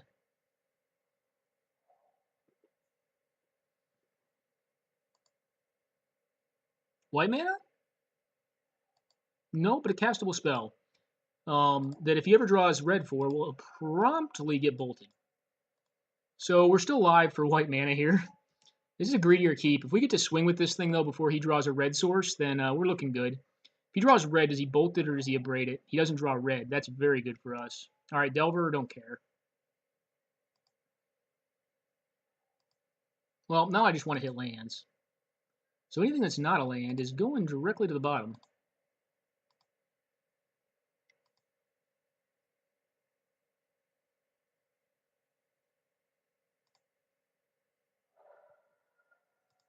Well, I would like to grow this thing out of bolt range too. So, ditch.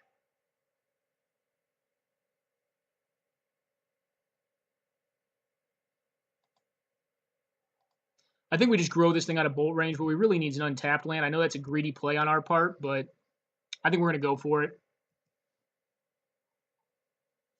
And if he wants to race, I mean, I got the 4/4. He's got the 3/2 if it flips. That's probably pretty greedy. If it was untapped land, I would have kept it on top. Really, we're in the market to draw a fetch land, and we don't. It wasn't white. It was tapped. It was kind of like that may have been greedy. I don't know.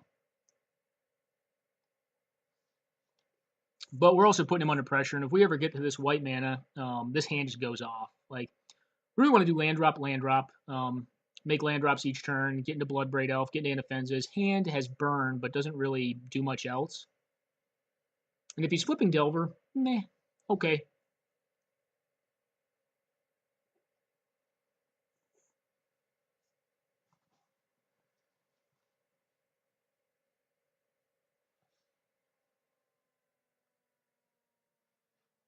Well, opponent appears to be hung up on something. I don't know if it's if he just took a quick break. That could be it.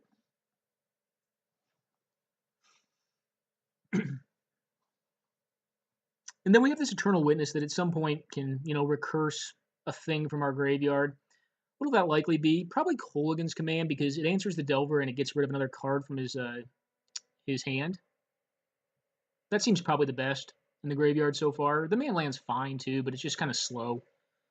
Kind of want to just put the screws to him because his hand doesn't really do much until he gets to the Morphling, or the Aetherling rather, the New Age Morphling, which cost a lot of mana. Although us missing a land drop there does mean that if he ever gets to it, it could represent eventuality.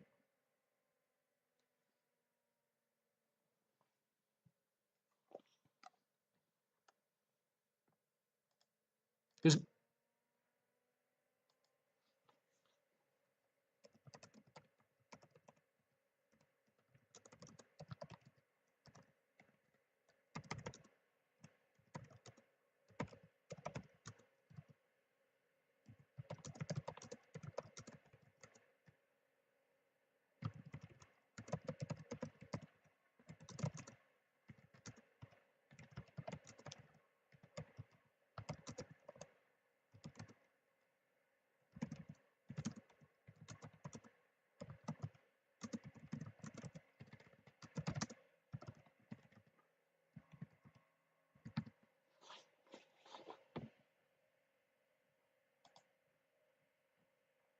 is Sensei back?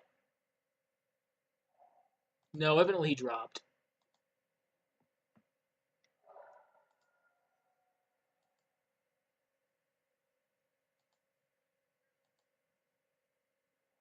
Well, our dreams have come true. We have hit our land drop.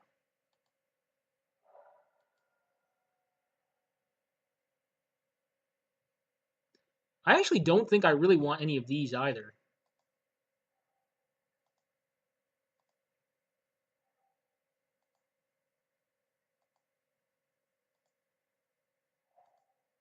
I'm going to play this into counter magic. If he has it, oh well.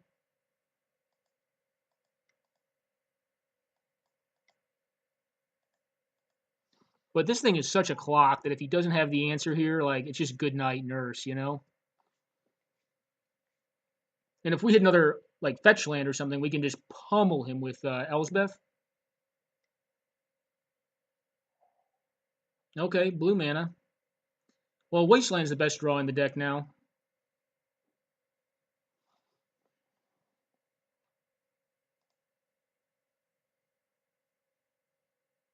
Wasteland MVP. Nope, not today.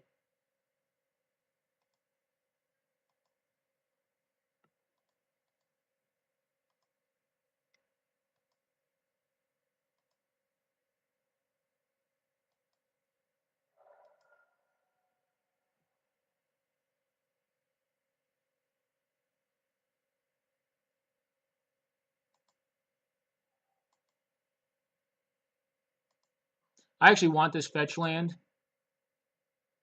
And here, I think I'm going to leave up the Mind Sensor. This game feels pretty over, though.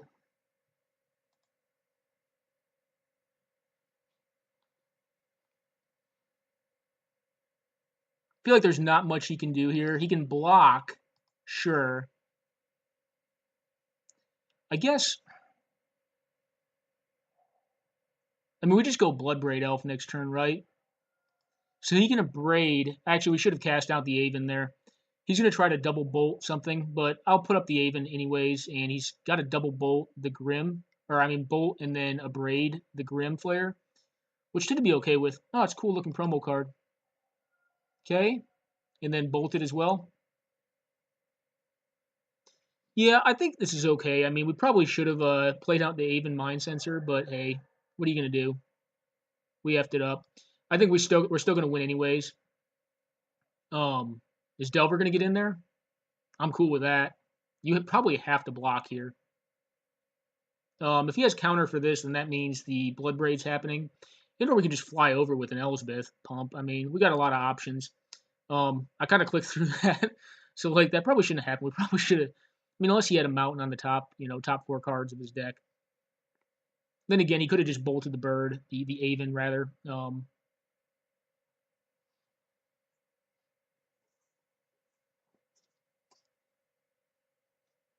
I think it's cool that Jack made it out. Like Michelle was saying, I mean, the decks can oftentimes be on different power levels, but when you're a more experienced builder, I mean, you tend to have an advantage. And one thing I think I probably will do, because our ban list is pretty close to German Highlander, is post an MTGS, like where a lot of those decks can be found.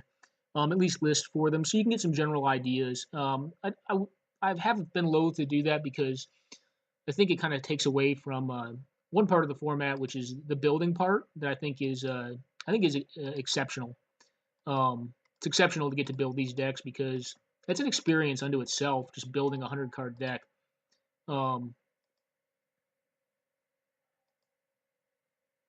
So here we get probably Taiga Punch. I don't know why that just showed promo Mana Vault, but hey, that's a thing, I suppose. And this guy, or gal rather, go for the throat? Yes, please. This is a beating, guys. Sorry for the beating, dude.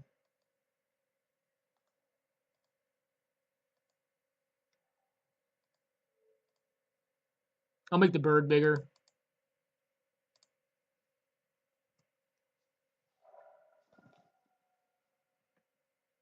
Alrighty, let's begin boarding here. And I like Golgari Charm. I actually like this as well. I don't mind Duress in this matchup. I like Rexage. I like Choke. What don't I like? I probably don't need... Shriekmaw seems kind of meh.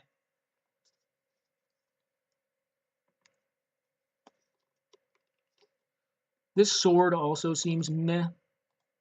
He's going to be the control, though.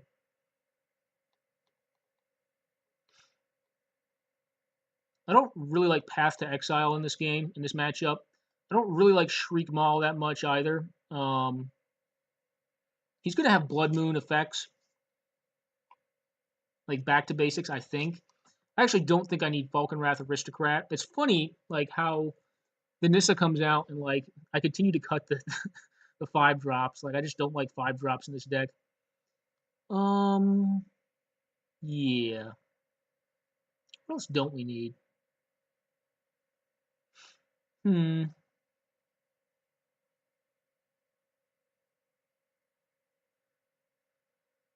Huh.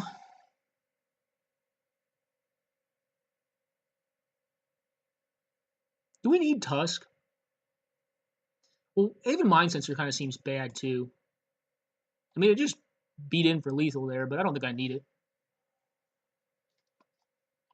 He's bound to have like half the fetch lands we do because he's on just a 2-color deck, and he's probably on some sort of like moon deck, which is going to be how he beats us, I think, because I think his overall card quality is going to be lower than ours, like his card power level. So he's going to have to beat us probably with a moon. This hand looks stellar. So he's on the play, which means if he counters, well, here's the rub. Like, we need to resolve this Bitter Blossom. Are we likely to do it? Probably not. But we have a lot of walkers to back it up. That's also a metric beating. Although we have the wrong art on it. I'll probably fix that before we go to the game 2, or before we go to our last match, however this one ends up. If he taps out for something, I feel pretty good. Like, if he, like, okay. These lands are risky. I'm not a fan of them in this format because Wasteland is a thing.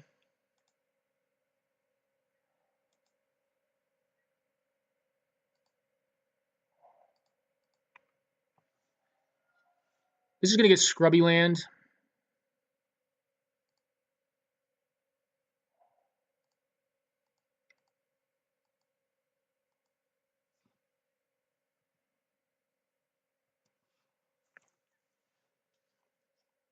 Now, if he goes True Name, that could just be good game. Now, I don't have a turn 3, which kind of stinks. So we're hoping to draw into one here.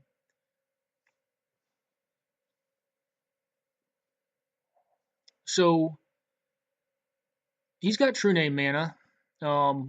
What's our best draw? Probably still Wasteland. He could have a Dwarven Miner of some sort, which would be okay, but I mean, we can just Winter Orb and like stop that shenanigans really fast. Okay, is it Keyrune is fine by me. Um,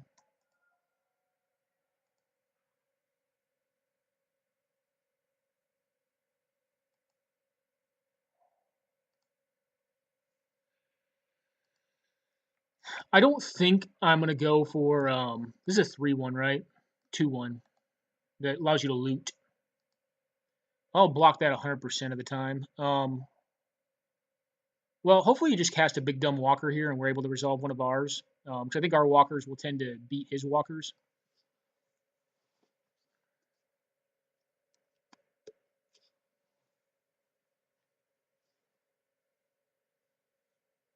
Is this unblockable or something random like that? No, it's not an unblockable card. Okay, the blasting cannons.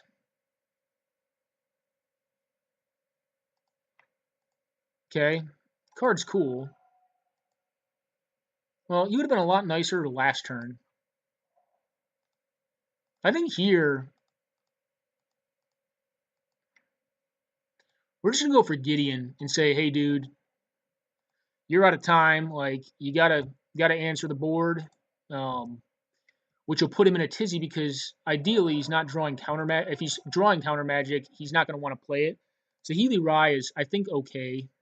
We can just kill that if he plays it. That's just play for the turn. Okay. And if he taps out for something, we're probably just going to Winter Orb here. Saheeli Rai, okay. Well, if you tap out for something else, I will most certainly Most certainly Winter Orb you. You're going to have this thing, and you got this thing, which is pretty, like the, is it? Okay. So you're going to deal 1 to Gideon.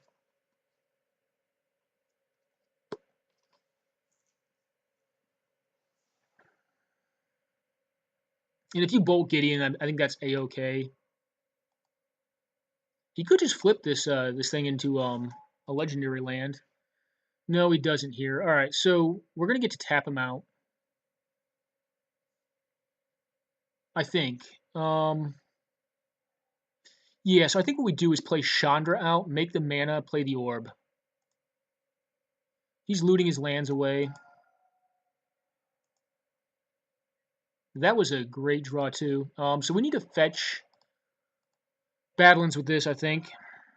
Or Plateau. Badlands is probably more correct here.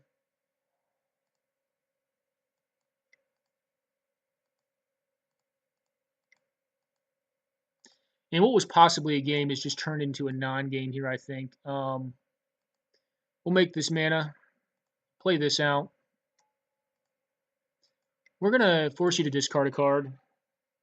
What do you have? Nothing that really matters all that much. I think we'll get rid of the Maul Drifter.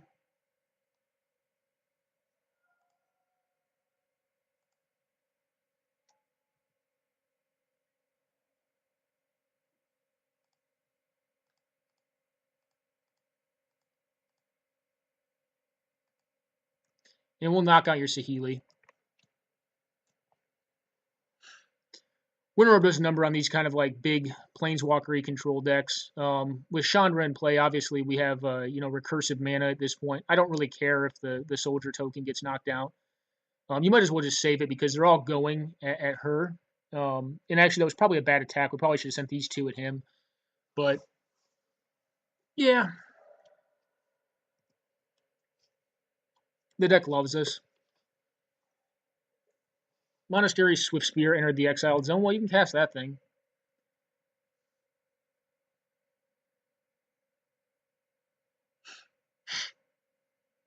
And you can get a damage in on Gideon.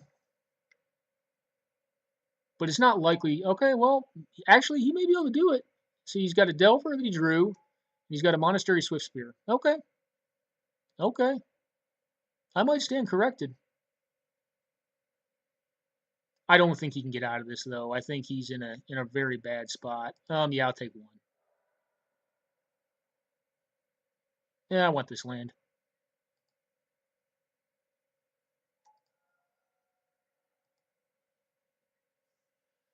All right, can't cast anything, so exile top card. Can't cast it. Nope.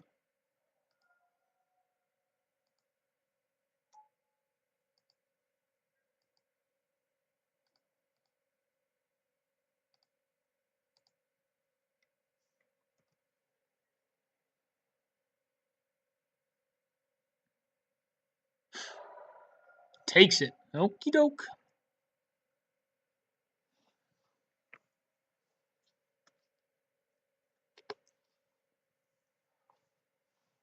I mean, I don't really care if this flips. It does. Kefnet's last word. Okay, well, you could cast that and just have your lands not on tap, which is actually probably fine. But what are you going to take? A Night Ally? Cool. Yeah. So if the Gideon stays alive, actually, if anything stays alive, we win next turn if he doesn't have a counterspell. Winter Orb kind of stops counterspell shenanigans pretty well. Okay. Okay. And okay.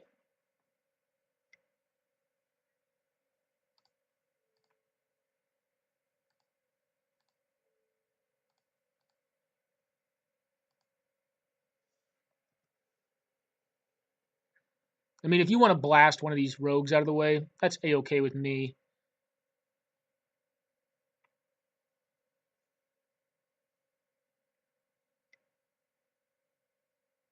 Okay, well, Gideon's going to die here. It's good for the opponent. The Knight's going to die too. But we're still just accruing a lot of value off of our in-play cards, because we have this Chandra, which we'll see what he gets up to. I'll untap this land. Take one from the bitter blossom. Well, that's a pretty bad land to have, but I'm gonna play it regardless. I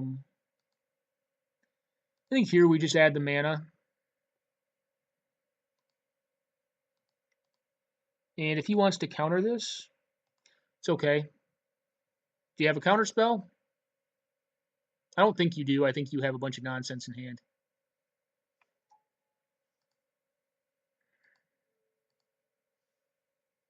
All right, 2-turn clock now.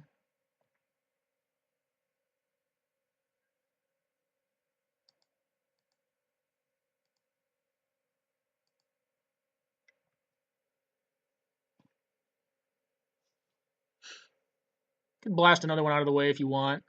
I mean, if you were going to do that, you'd blast the 4/4 out of the way.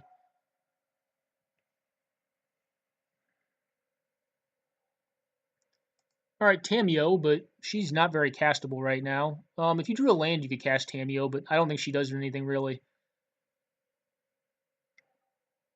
Okay, cycling is fine with me.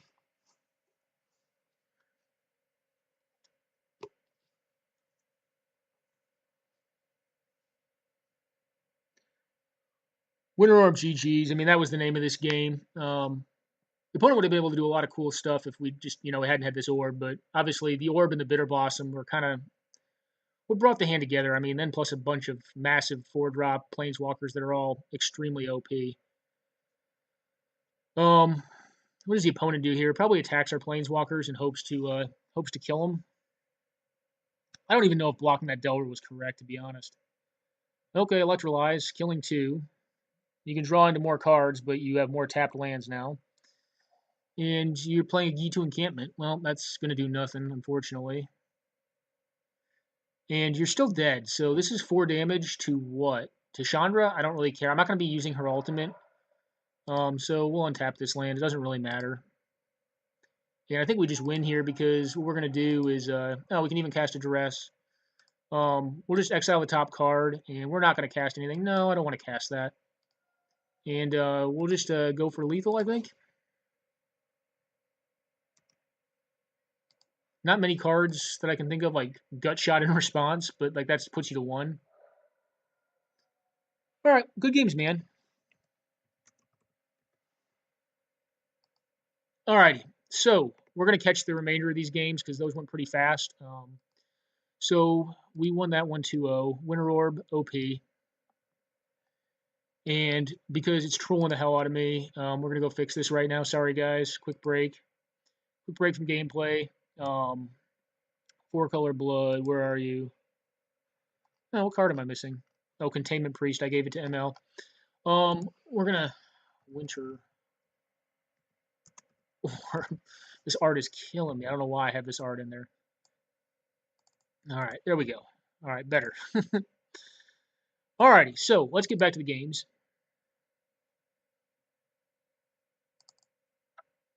Let's see how these two are getting on.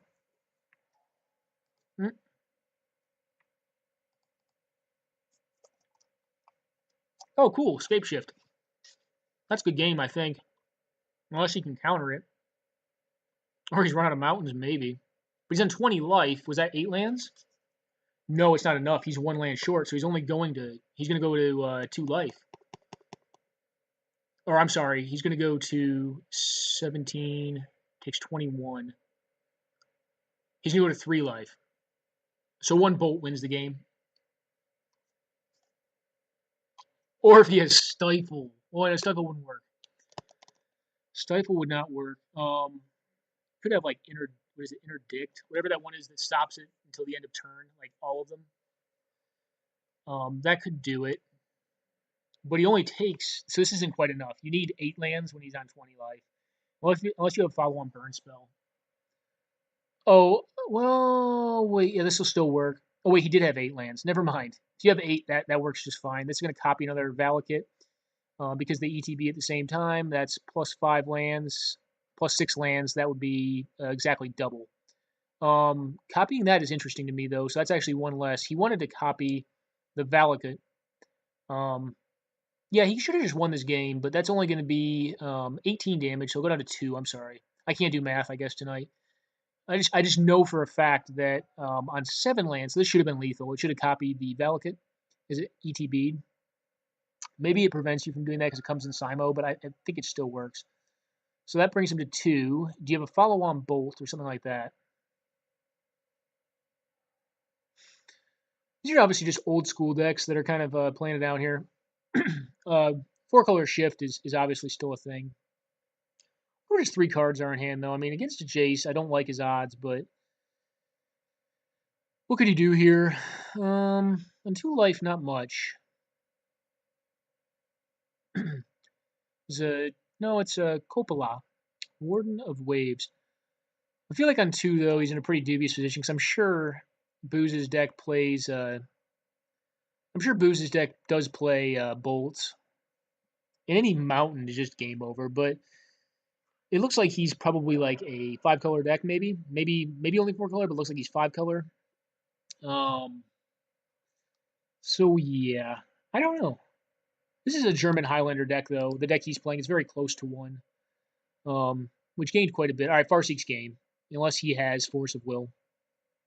Exactly. So that activates it, although he should have died last turn because this thing right here should have copied Valakut, the clone of... All right, Booze wins the match. Cool. Cool. And let's see... Oh, let's see how these two are getting along.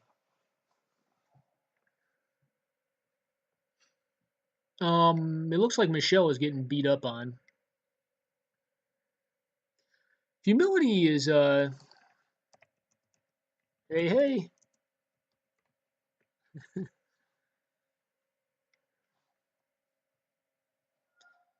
I don't know, there's like credence to just like, is this there's credence to just playing out, oh, oh, oh, yeah. And then there was that. Major Frown Town for Michelle. I mean, she wasn't per se like winning anyways with the Stirring Wildwood on the board. I mean, that's still 3 plus 4. Yeah, it's still pretty good. And the 2 mana lands are pretty good against Humility.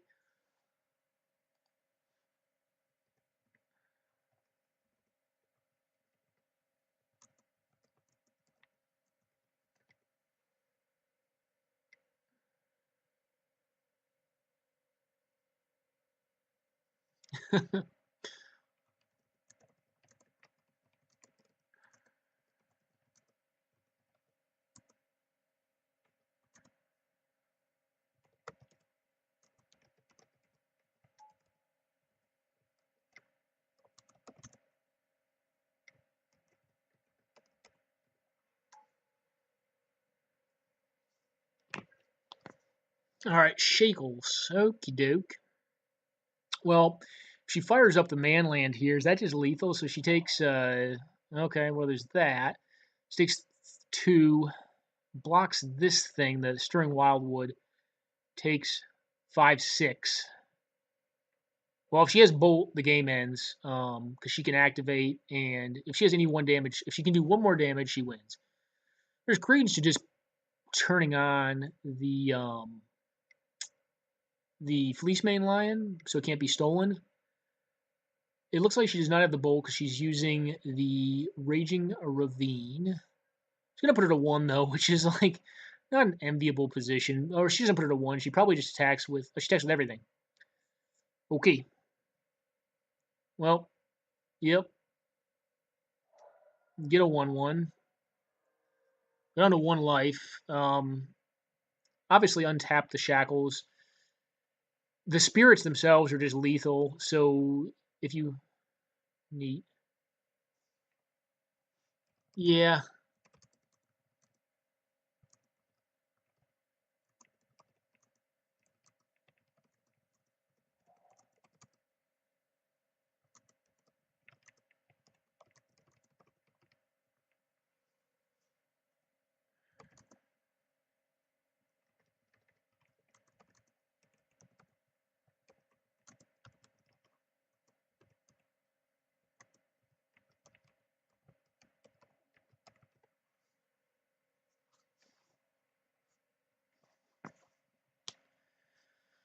Alright, so she can block the 2 flyers.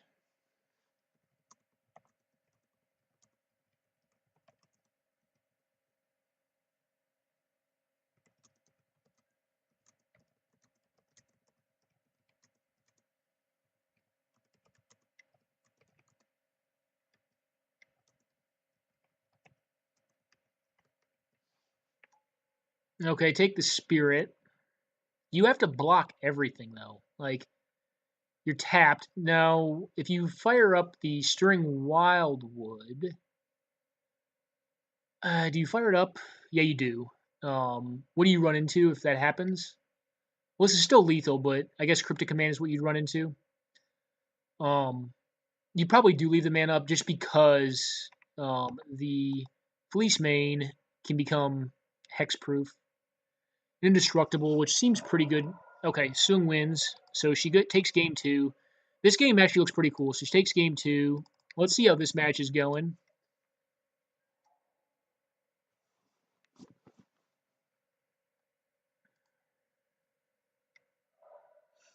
Okay, 4CB appears to be doing its thing. It's got 2 card engines online. I wouldn't be shocked if he just blows up that darn land to get it out of the way. He's got, all right, you just ditch that thing. That thing's not that good.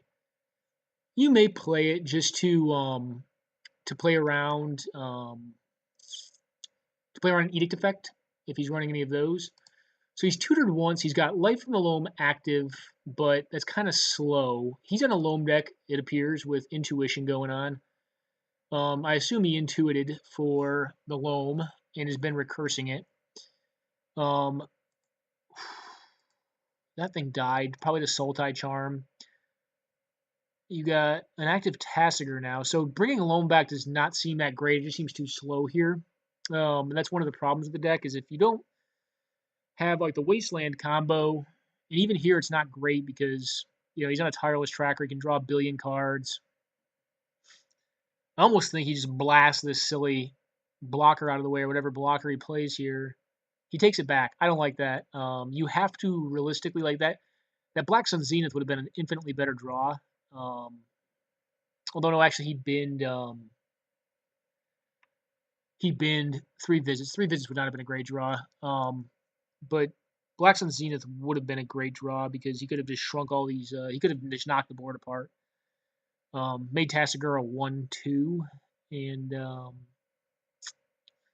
I guess it doesn't deal with the Chandra, which is still like just advancing his opponent. Yeah, Loam is not good when you're behind. Like you need to ideally use it when you're pretty well ahead. I think it is a good matchup, but I don't think it's unwinnable against 4CB. We're going to X out of this one. We'll come back to it in a second. I think this game has come to its conclusion, though. We also have a match here of ML Berlin versus Leila Paris. ML, I don't know. This game could go either way. The sword hit is pretty big here. All right, so he's just blowing up. Oh, he's blowing up all the lands. Okay. Well, his hand was kind of nonsense, though. I guess he had a counter spell, but yeah. Okay, well, ML takes that one down versus Leila. Let's see if these players have restarted. I'd kind of like to see how this one ends up.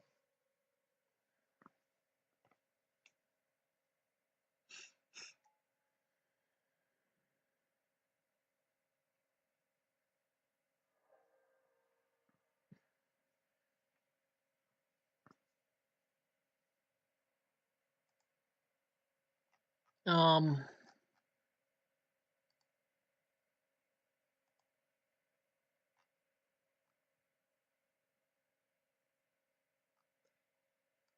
all right, let's see how we're doing here. We still have, yep, these two are going. All right, Leela already reported his 0-2 loss to ML. How's ML looking? He had a bye, and Jack got him round 1.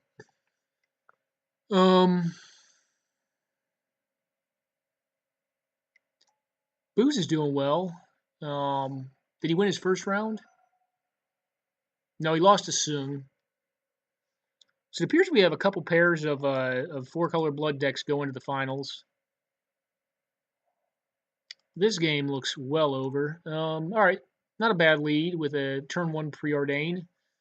She mulled pretty extensively, though. She mulled a 6 or 5. All right, yeah, 5. Okay, or 6, I'm sorry. Yeah, because she just played this. She's going to go back up to 5 after playing her land.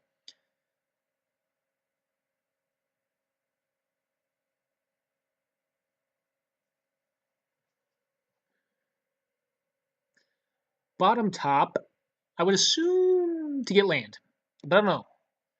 Misty Rainforest, what's your strongest turn 1? Deathrite Shaman or discard? Or possibly Dork. Looks like discard to me. Could be, no, Dork. Okay, Dork. Llanowar Elves.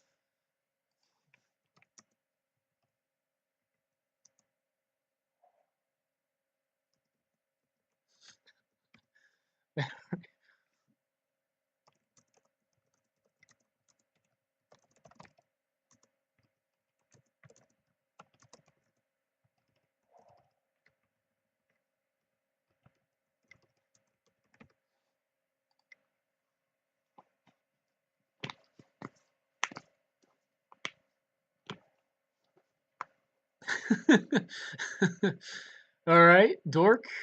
Oh, Oath of Nissa. Sweet. I would assume finding a land. So she did have the discard. Wooded Foothills. So she finds the land. She's running right at the threshold here.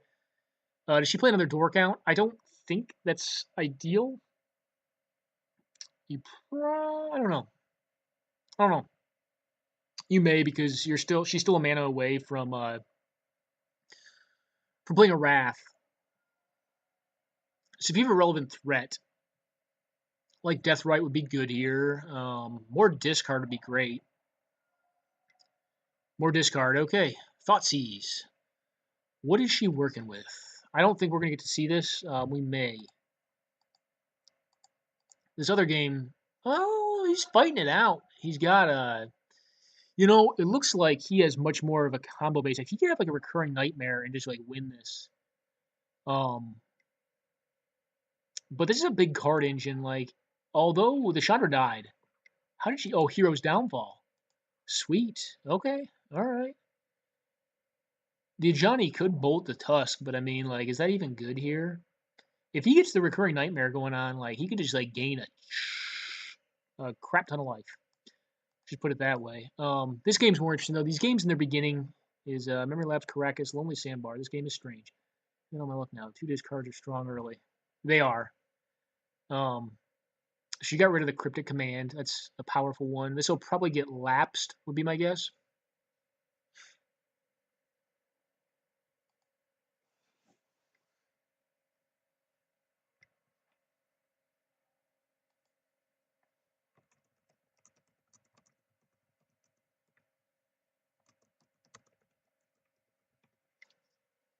I always like to have good luck.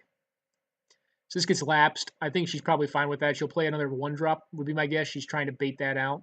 This will be, okay, this thing into a possible Planeswalker next turn, which could be very powerful. So what Planeswalker does she get? Probably Garruk, replay the, or it could be Liliana. Garruk or Liliana are what I'm suspecting. If it's Garruk, she'll untap, replay Lotus Cobra. So she plays Caracas out. Who knows what she drew? She has, what in hand? The sandbar's been flipped. The lapse is gone. I don't think she has a fetch land in hand because of what she grabbed with the oath.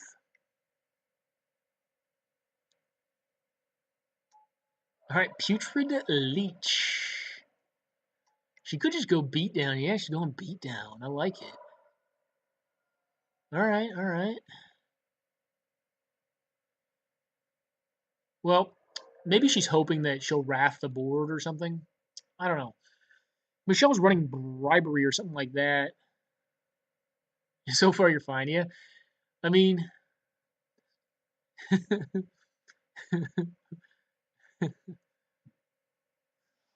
right, what's going on in this game? This game seemed really sweet. What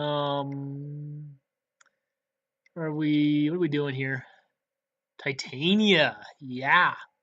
I think you sack the land in response to this, as opposed to getting back the land that dies. I think you sack this and get it back. I don't like that, but hey, what are you gonna do? Titania is a beast. It's just a beast of a card, but his time is like so low. Yuck. Yeah. So, yeah, I think I like making 15 power off the wooded foothills over getting back the death touching land. You can always recurse this as well, because I think it's going to be a Johnny Bolt next turn. Oh, we'll see. This has been much more of a game than I expected it to be. She's at 10 life, so she needs to Wrath at some point here. Fairy Conclave is not exactly what she wants to be doing. Her decks are prone to flood because, like I said before, like she does put a lot of lands in there. And having a lot of lands in control is a risky run because you obviously always want to hit your land drops. She's going to take 2 here, do 6. Put her inside striking range on the following turn. If she has like an answer to the Putrid Leech, then she probably pops it there. Obviously, she does not. What's her strongest line here? End of turn Factor Fiction. I don't think you play into a Wrath here. That's her best top deck. But Sung is a great player, so I don't suspect she would do that unless she has like a Tidehollow Sculler here is what she's debating. I think you wait for her to no, just Cobra. King Cobra. Wrath beats you though, so I don't know if I per se like that, especially on 2 cards. Well, I don't know how many lands you have in deck, but if you're playing like 41, that can happen, man. Like Sung's playing a deck that probably plays like 35 to 36. 36 max. I could tell you, but I'm not going to go look at the deck list right now. I could look at the deck list. I avoid doing that. Is that good games? Okie doke. Yeah, it is.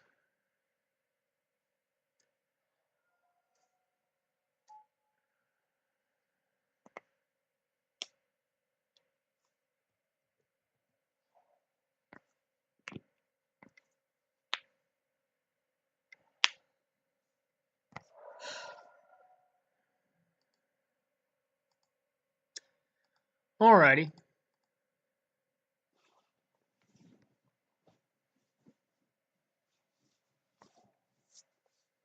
Well, another fetch land's a big game here. So who is going to finals? I know we're up. We're 3-0. Sung's 3-0. Who else is looking? I guess no one else is 3-0 at this point in time.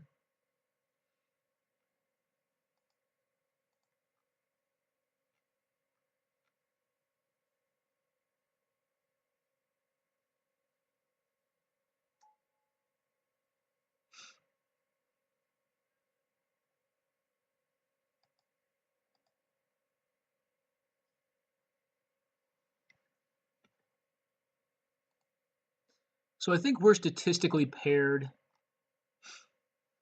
I don't know that for a fact. Well, actually, no. We'd probably play 2-1 players.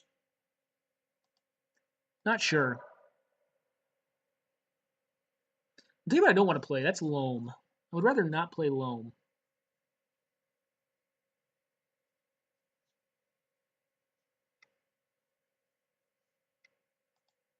I mean, Ajani Ultimate seems really, really bad against Titania. That'd be hilarious, though. That'd be epic level. Epic level punts.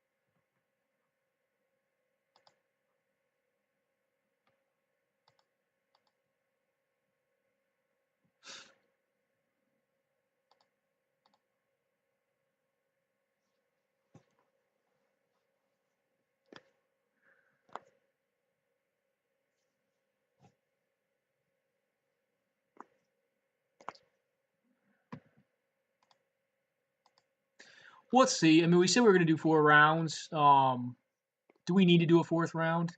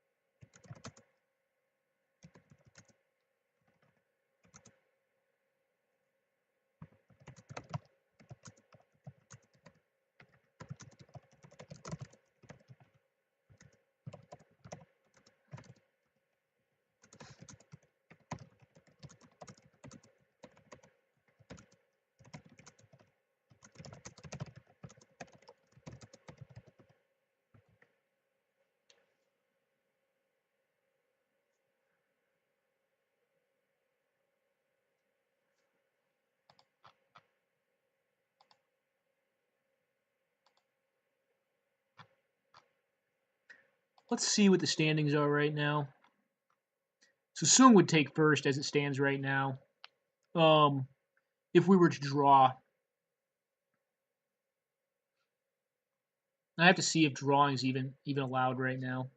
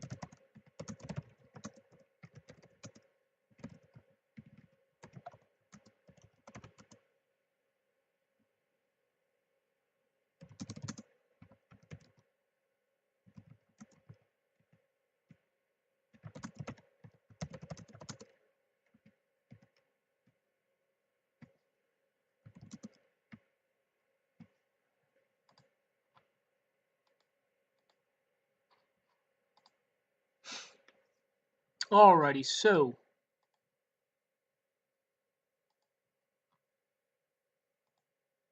if we got paired here, so I'm playing against Sung.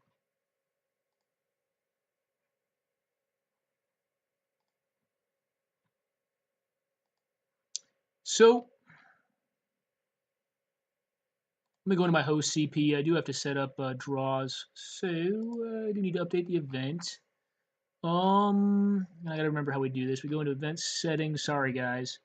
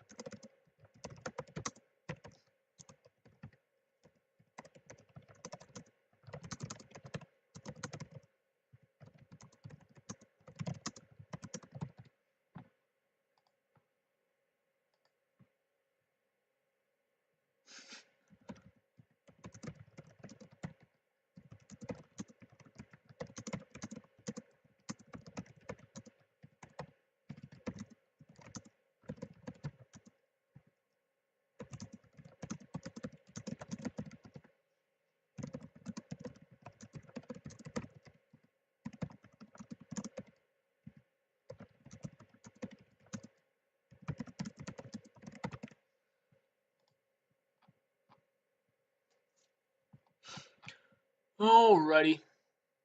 So we're gonna do this. There's no room for finals, guys, unfortunately, and then we'll jump back into a match. I'm sorry, I got to do this admin stuff. Event settings. There's not gonna be finals today. This would have been finals because we were the only two. So this is gonna be number of rounds 0. Um, yeah, it doesn't really matter. Update event, and this will be the last round, number 4 here.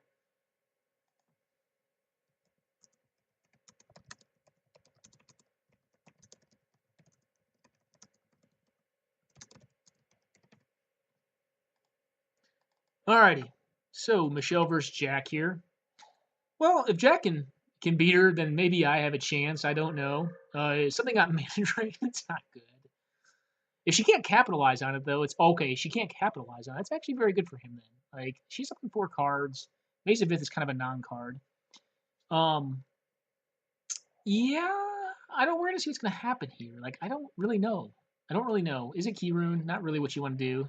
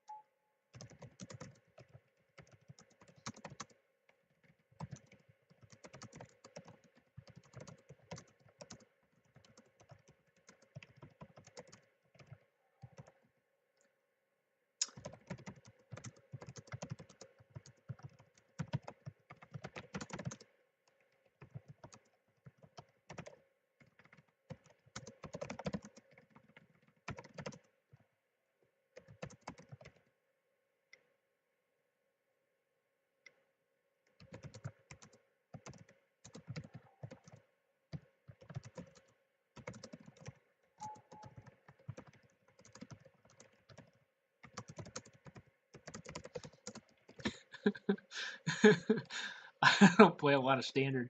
I think Carnage Tyrants is not a good enough card for any format outside of standard. Sleight of hand.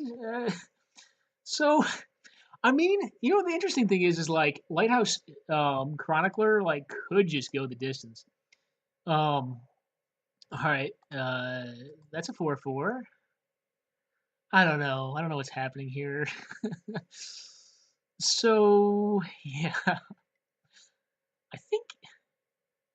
All right. Well, you don't really want to attack with this thing, I don't think. I think you just like pump this Lighthouse Jailer to infinity and beyond.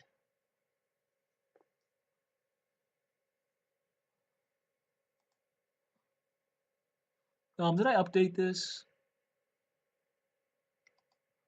I can't remember, so I'm gonna hit it again.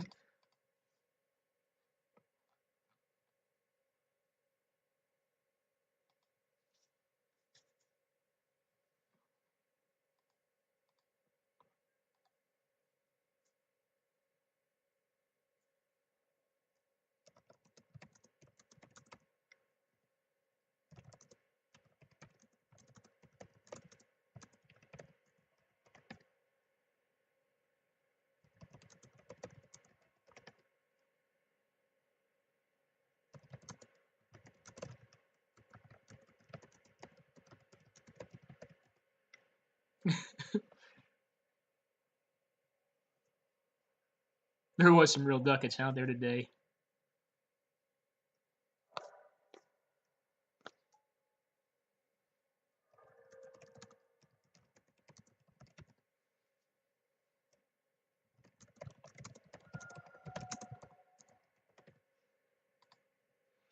All right, we're going in on this Aeon Chronicler, not Aeon Chronicler. What's it called? The Lighthouse Chronicler.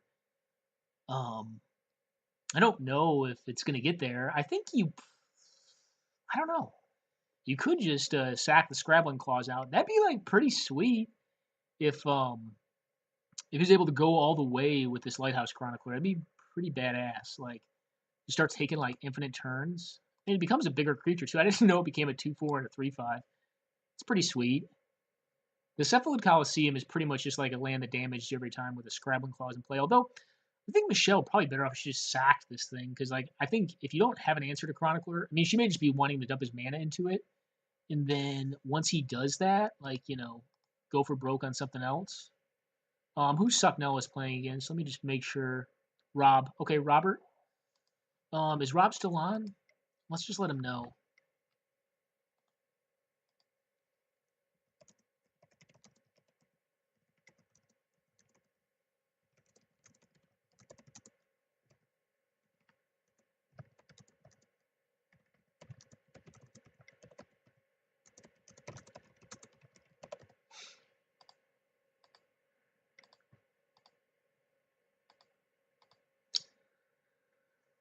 Alrighty.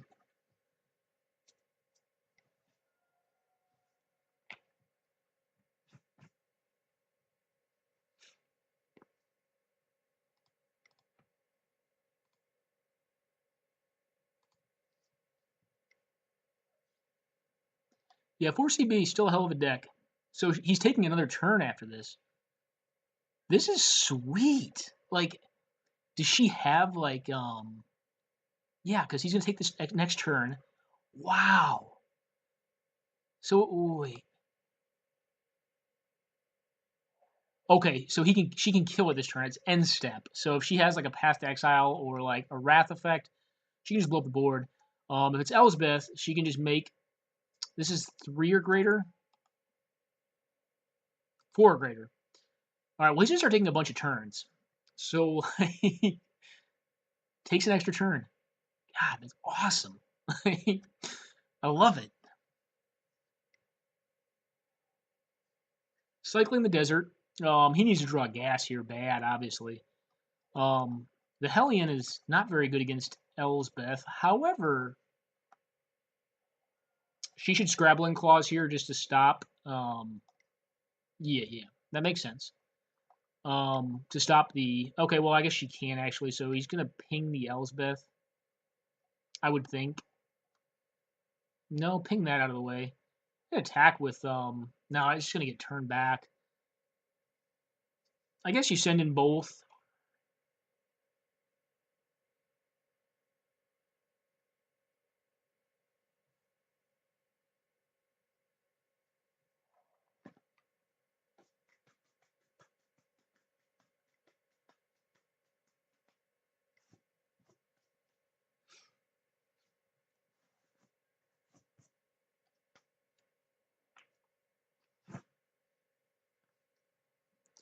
This has been a really cool event. And I'm sorry for not playing it out, guys. We get to watch some other cool matches though, kind of in the interim. Well, let's see if there's anyone else playing. I don't know if this is going to be enough. I kind of want to see if Rob can get revenge here. Oh yeah, true name. That's a hell of a game right there. That's a big game. Obviously the life gainer is not great for him, but Rashadenport can hold up. Wait, this is reversed again. So the icons are reversed here, guys. Rob Zadar is on the blue deck. Sucknellis is on the 4-color blood deck.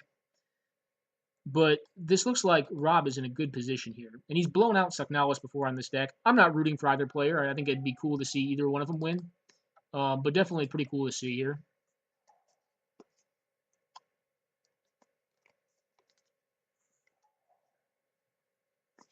Bounding Crisis. This is reversed too. So Booze is on the Bounding Crisis and ML Berlin is on the blue-white deck. He goes ahead and kills this Green Sun Zenith and is going to take 3 to the face.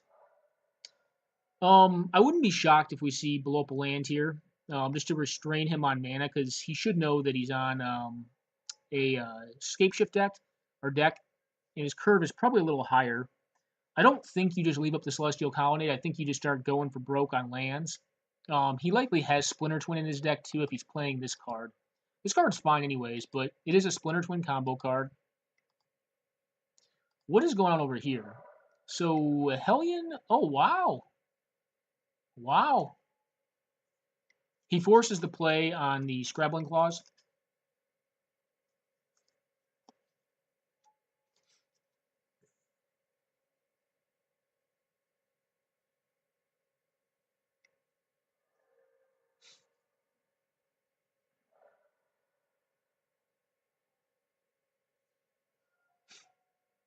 You probably block the soldier here and use the dash. I don't know. I don't even know. Like this game's sweet too, but I kind of want to see what's going on with. Oh my goodness, that's a fight for life right here. Is this a big planeswalker of some sort? I'm pretty hyped about this game. This game, well, Rob's got him on the ropes. So I say Rob. I know Rob shows that he's up on the top with 4-color blood. He's actually on the bottom. When he's answering that card as opposed to answering the true names or increasing the board state, he's in a very good spot. So you leave open the Rishadan port to tap down the life-gaining land and bang in there for about half his life total. If he can play out a way to get more damage in next turn, he's going to leave up counter magic. Because the Indefensa, while a very strong card, is not going to outrace these two true name nemesis. This burn, yeah, it's like a-okay if I'm Rob. I'm just like, yep, cool, dude. Too easy. You maybe you just wait for him to activate it if he tries to go for it. Yeah, I can get behind that. I think you most certainly do it in the middle of the combat step though, just to restrain him on mana, unless you have like a 5-mana counterspell. Like this would make sense if he's got Mystic Confluence or Force of Will Hardcast. I can see either happening here. Siege Rhinoceros, that's a racing card, but he's going to have counter magic because he didn't use his Rishadan port. So this is probably mystical. No, Cryptic Command. Bouncing and countering. Well, game over.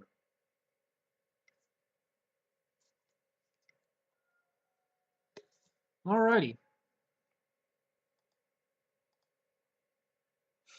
All right, we had a Supreme Verdict happen, which means we're, sadly enough, not going to see more turns being taken.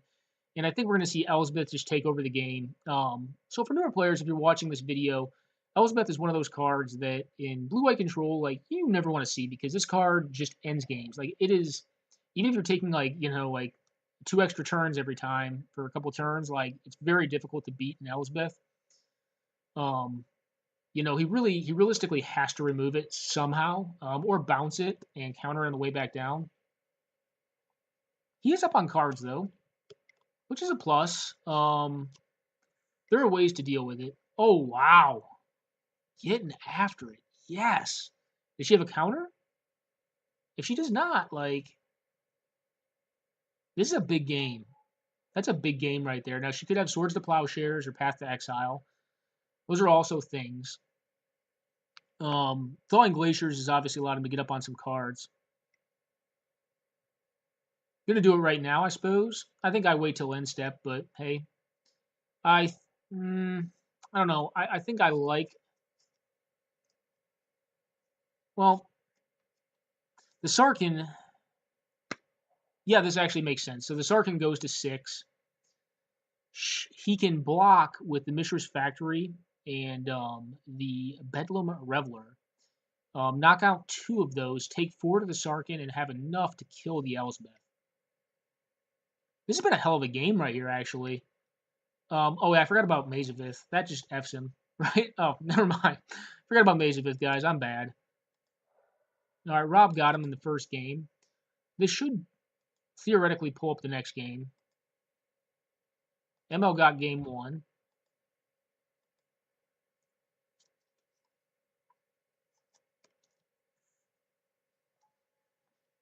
Yeah, Elsbeth is just like, it is the quintessential control go-to to win the game.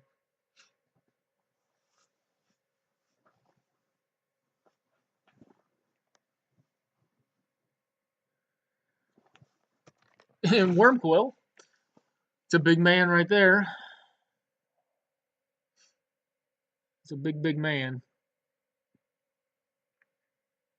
Okay, Michelle takes the first round. Lead with a Valakut. Okay, well, that could slowly win the game. What's going on over here? Nothing yet. Let's see if these players are on the right sides now. So, like, when I was saying that, I mean, like, their avatar is on the wrong side where the cards are represented. This match is correct. Jack is most certainly on Blue Moon. This is now accurate, I believe. Yeah, this is now accurate because ML does not play Valakut in his deck. I know for a fact because I gave him the cards. All right, now this is correct. All right, so the last game, I'm sorry, they were misrepresented, but Rob is on fish. Sucknalis is on 4-color blood. I just hope for a good game. Casale Pride Mage is probably not something I fear if I'm Rob. Although if he has like a sword or like an Aether Vial or something, it could be very bad for him. His optimal turn 2 play is Lord plus Daze backup. Mishra's Factory is not optimal because it can be killed very easily by Casale Pride Mage. I doubt we see a double block here.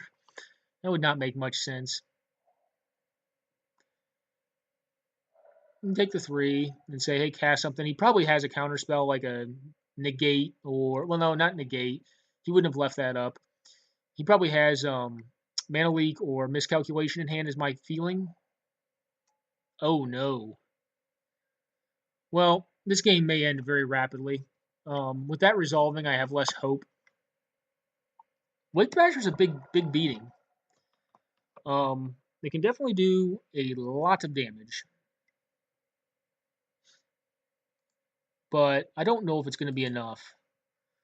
All right, so we have Tainted Pact, Fast Bond, Tainted Pact. Yuck. That's a big game.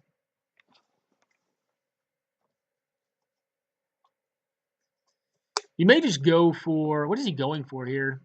Could just go for Time Twist, or not Time Twister.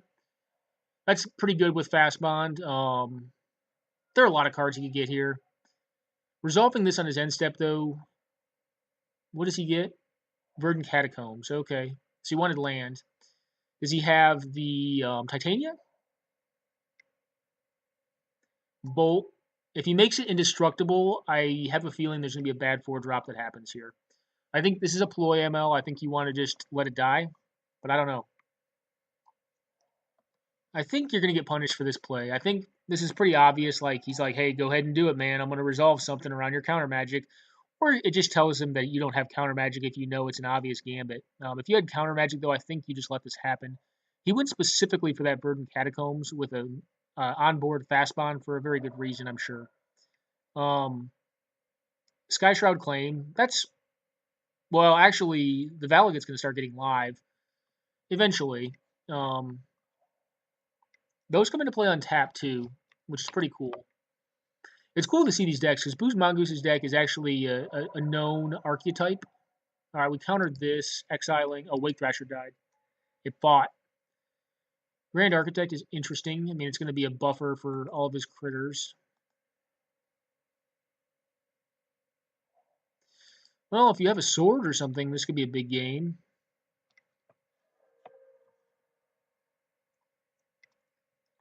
Okay, well, that looks like good game to me. That should be enough, I think. He could have what? Spell Pierce does it. But when the Inoffensive are resolved, I think the game ended. I figured he had like a miscalc or something. I think I may have played around it. I don't know what his threat package looked like. Well, all right. We had a Wasteland on Is It Boiler Works was a beating, but Jace Bellerin is pretty strong as well. I wouldn't be surprised if we saw. No, she's going to leave counter magic up. Here you just want to hit land drops. I could see sacking the Jace. Each player draws a card. Okay. This game looks pretty sweet. All right, so they're going to game 3. Cool, cool. All right, Wog has been utilized to blow up a Gur. I think you just blow up the Valakut here, using the white mana and then leave up Counterspell. Yep. Seems like a good line. Stifle could happen. Booze is on 0 cards to his 5, though. Like, I don't per se envy Booze's position. I mean, he could top deck well, but I think on 5 cards and 3 open blue mana in a deck that I know is running like stuff like, I know this because I built his deck. You don't stifle this dude. I don't really care for that. Because now we can resolve something. If you don't have counter magic, I guess you do it, but... Well, he found it. He found a land. Did you mise? Nope. He found another fetch land. So, dude, you need to leave up counter magic from this point. You can win this game very easily. I don't think he's going to play into open 4 mana, especially if you're not playing lands. So I don't know on that. I'm not a huge fan of that line, unless you just don't have it. So Beb is happening against the Fulminator. We see a Brainstorm in response. But Michelle, is she going to miss lands?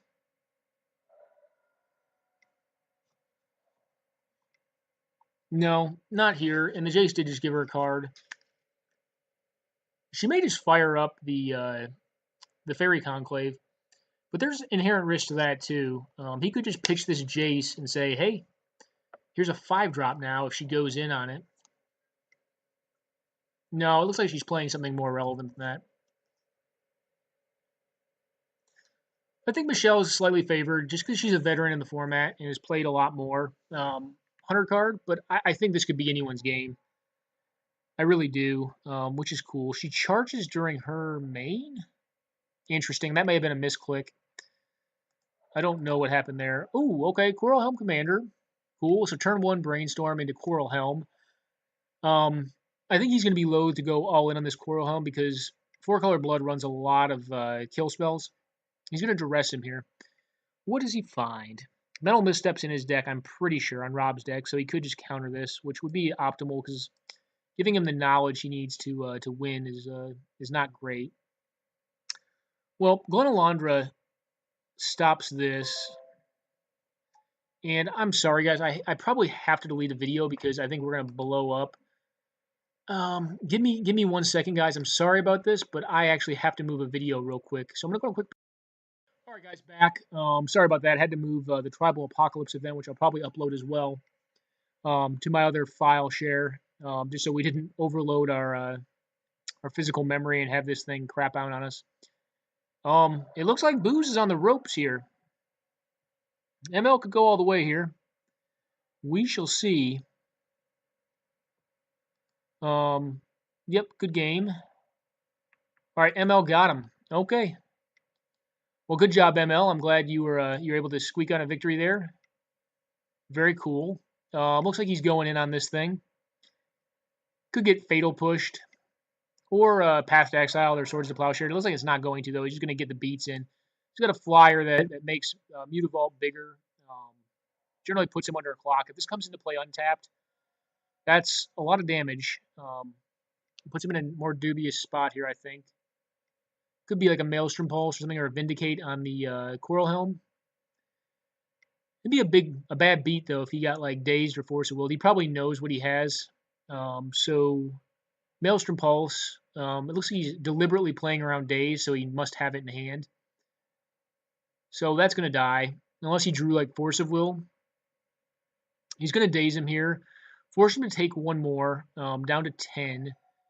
And who knows? I mean, he could also, just have something else to stop him here.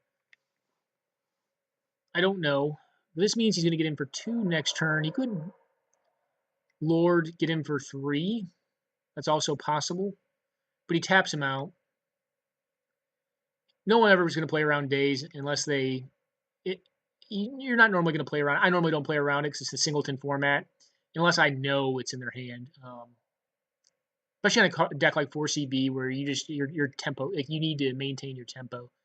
This is Jace the Mind Sculptor. I like where he's at, although Raging Ravine will be quite the handily be a beating. 3 cards is no joke. So we got a big turn. Like, this is what the blue cards can do. Like, this is blue got these back and is in a much better place now, I think, because of it. I don't know if he runs unsummon effects for this Raging Ravine. Obviously here you don't want to get Planeswalkered out. Tireless Tracker, that's a beast. Fetch land, tapped land. Okay, well, that's a card.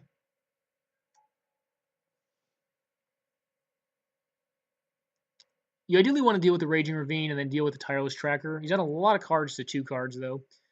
But Sucknellis was able to resolve a pretty powerful card engine. So he's going to get in there for 2. Start tempoing him out. If he plays True Name Nemesis, this is legit. Okay, well, Blood Moon is not really doing it against a B-Skull. Abrade's the draw you want here. Blood Moon's a hell of a card, but I don't think it ends this. Oh, oops, what happened? Or Michelle's discarding. All right, yeah, unexpectedly absent doesn't do much against a blood moon. But they're both on 7 cards, so like I assume Michelle has a lot of counter magic up. Okay, well that allows him to block forever. Now if she goes for this, okay, she's not gonna go for it. Barbering does nothing here. It's just a mountain. If well, let's see what happens here. I couldn't deign to tell you what'll happen here. I don't know. Oh, it's his batter skull. How did she get that?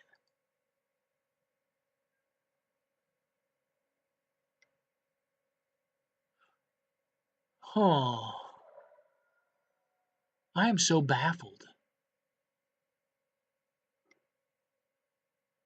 So baffled as to what happened here.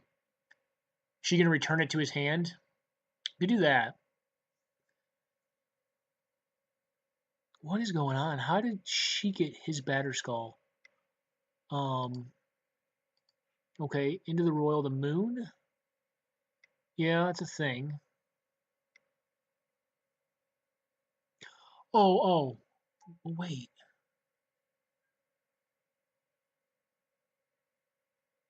He controls it. Where is Okefnit's Last Reckoning? What is this? Is this artifact related? Oh, wow, that's what he did. Okay. That's what he did. He Kefnit's Last Reckoning the skull. Wow. What a twist. So the moon's back in hand. That means that she can make white mana eventually. But he's got a 6/5 and can handily out-tempo her here. Cycling the Eternal Dragon to get white mana. So Plains enters. Can play around Moon now. He's got a lot of mana though. 7 cards, so he's got 2 damage on his Barbering if he wants. Wow, yeah, that's pretty sweet. I have not seen Kefnit's Last Reckoning played a lot. I don't know how good it is. It's coming to 4 life. Wasteland hit the Raging Ravine, which was a definite out. Cyclonic Rift bumped the 3/2 back to hand. We're probably going to see it get replayed here and countered. Oh, Garruk. Okay. Making a beast, I would presume? Making a beast. Well, we evidently didn't have counter magic. All right, River Snake, or Sneak, rather.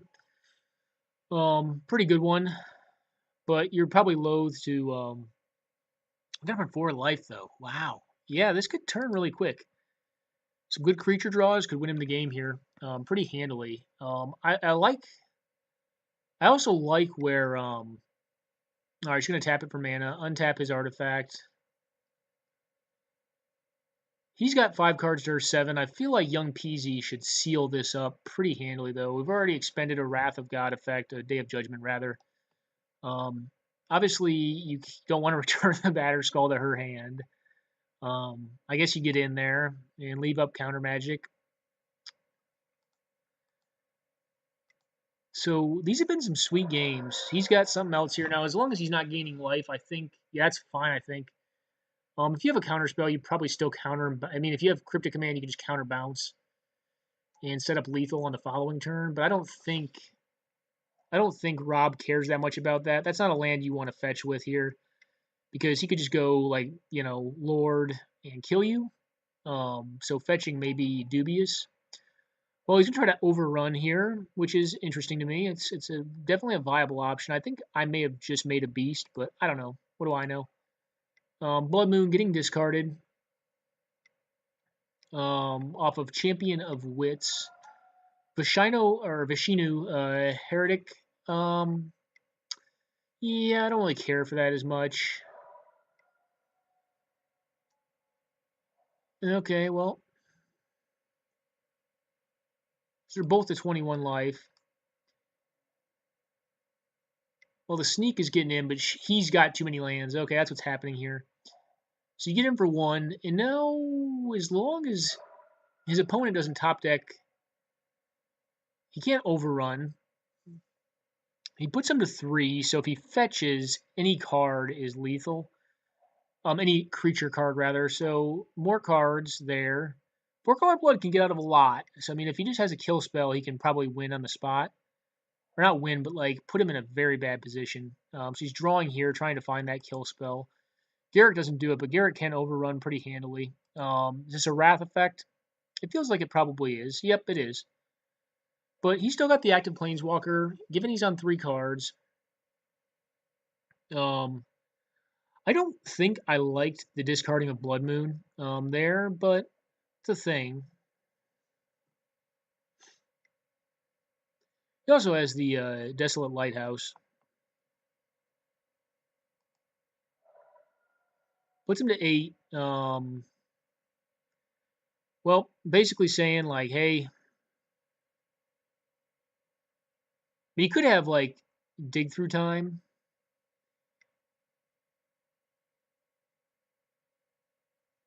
I don't know what Rob's got, or he could have just like landed out, which stinks. You know, the treasure cruise could have just been really bad for him.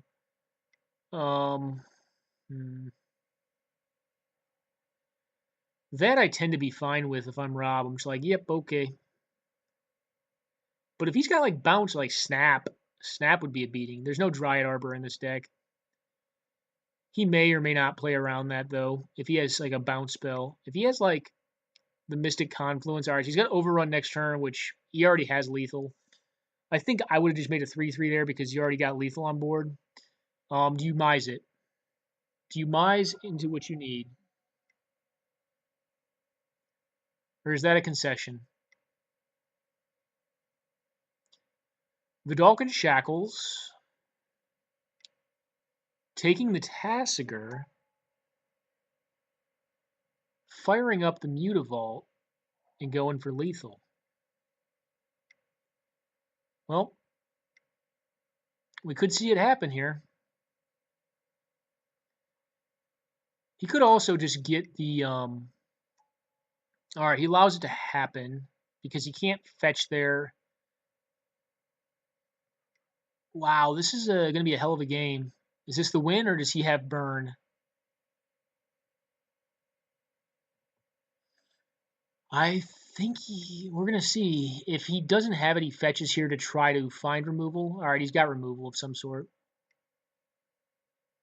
He's got Abrupt Decay. Does he have like Divert or something? Divert wouldn't do it. All right, Saknalis gets him. All righty, what's going on here? Well, we've got a Stromkirk Noble, which is just mono huge. Getting the beats in. You got to play a little faster, though, buddy. You don't want to time out here. Michelle will clock you. Flash fires. That gets 2 lands. You going to counter that or just put a charge counter on? Negate? That's cool with me if I'm him. I don't really care about 2 lands that much. You know, right now you could just bolt, throw the Barbering at him, and, you know, take half his life, or take her half her life total away.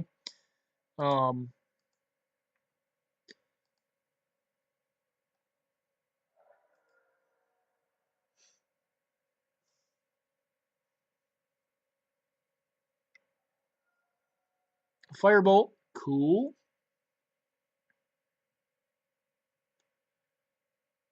I don't mind the mono burn plan personally. I think it's probably pretty good here. Oh, do you have an Elsbeth again?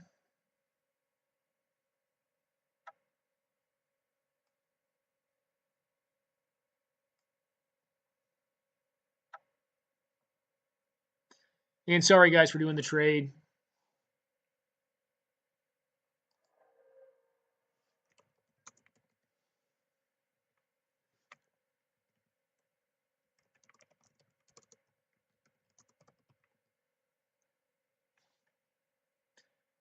All right, so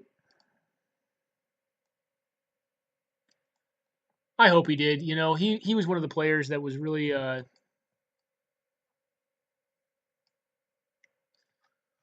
really concerned about the unbands, and he used to run the format, so I can see why he would be, but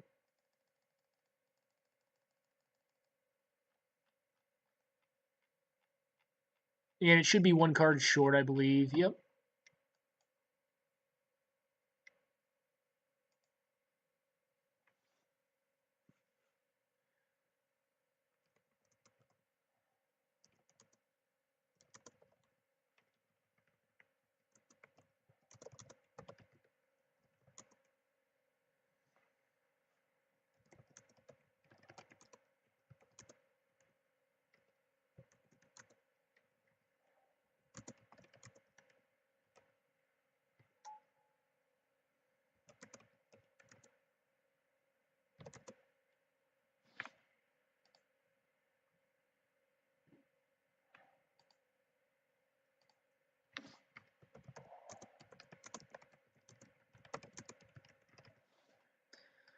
Alrighty, so we got all these things back.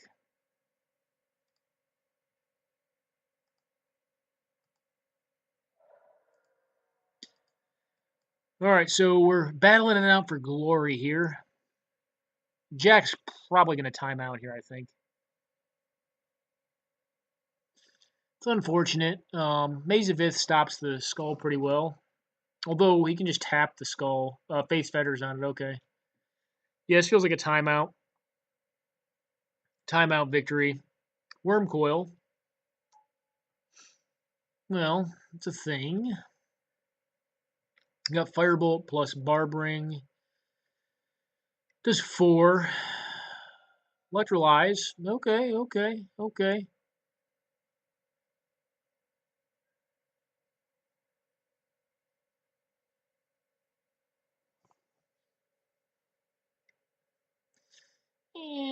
I guess you can flash back the bolt, or just throw the darn barbarian ring at the worm coil. Yeah, I feel like this is going to end based on time. I don't know what I believe right now. I think I like saving that and just using the bolt instead because that does 4 damage, which I think is going to be more relevant here actually. Yeah. So interesting play. I think I saved that to do 4 to face. I don't know how relevant it'll be. Michelle is obviously up on cards. All right, do you counter this? I don't think you do. I think she's just putting a storage counter on it. And with 5 cards in hand and him on 3 minutes, she has to feel pretty good here.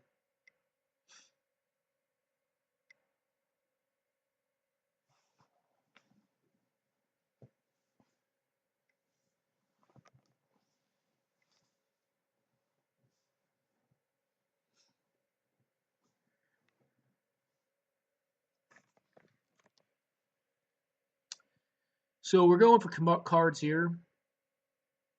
Havoc, probably not great. 2 lands, not great either. Even if he can pull this match out, which is looking more and more dubious, I think he's going to be in a rough spot. Just, 2 minutes and 42 seconds in a control mirror is not great.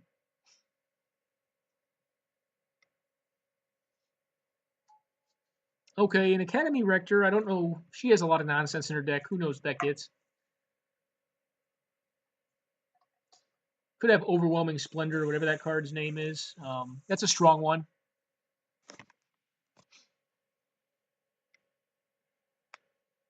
All right, Tamio, tapping down what? Probably the Maze of If, I would assume. I don't know. I really don't know. This is probably a Mana Drain, or maybe even just a, it's something. Impulse. Okay. Probably finding a win con.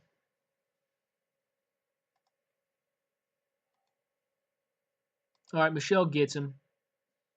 He goes ahead and packs it in. All right, so that should be the end of the event.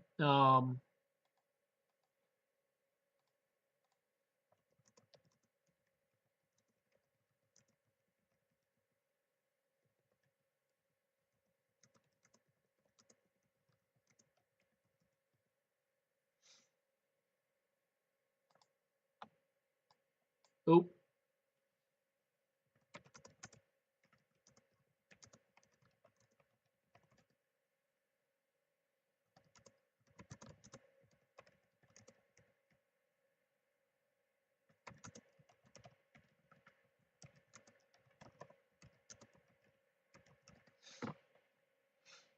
Alrighty. So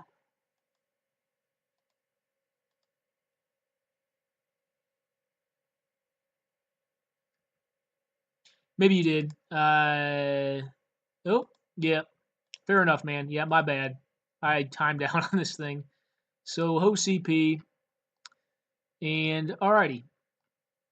All right, Sung takes first, we take second, and then we have a litany of other placements. So let's go ahead and report this. Let's see. All right, so standings. All right here. So Signalis, ML, and Michelle all split, and myself split.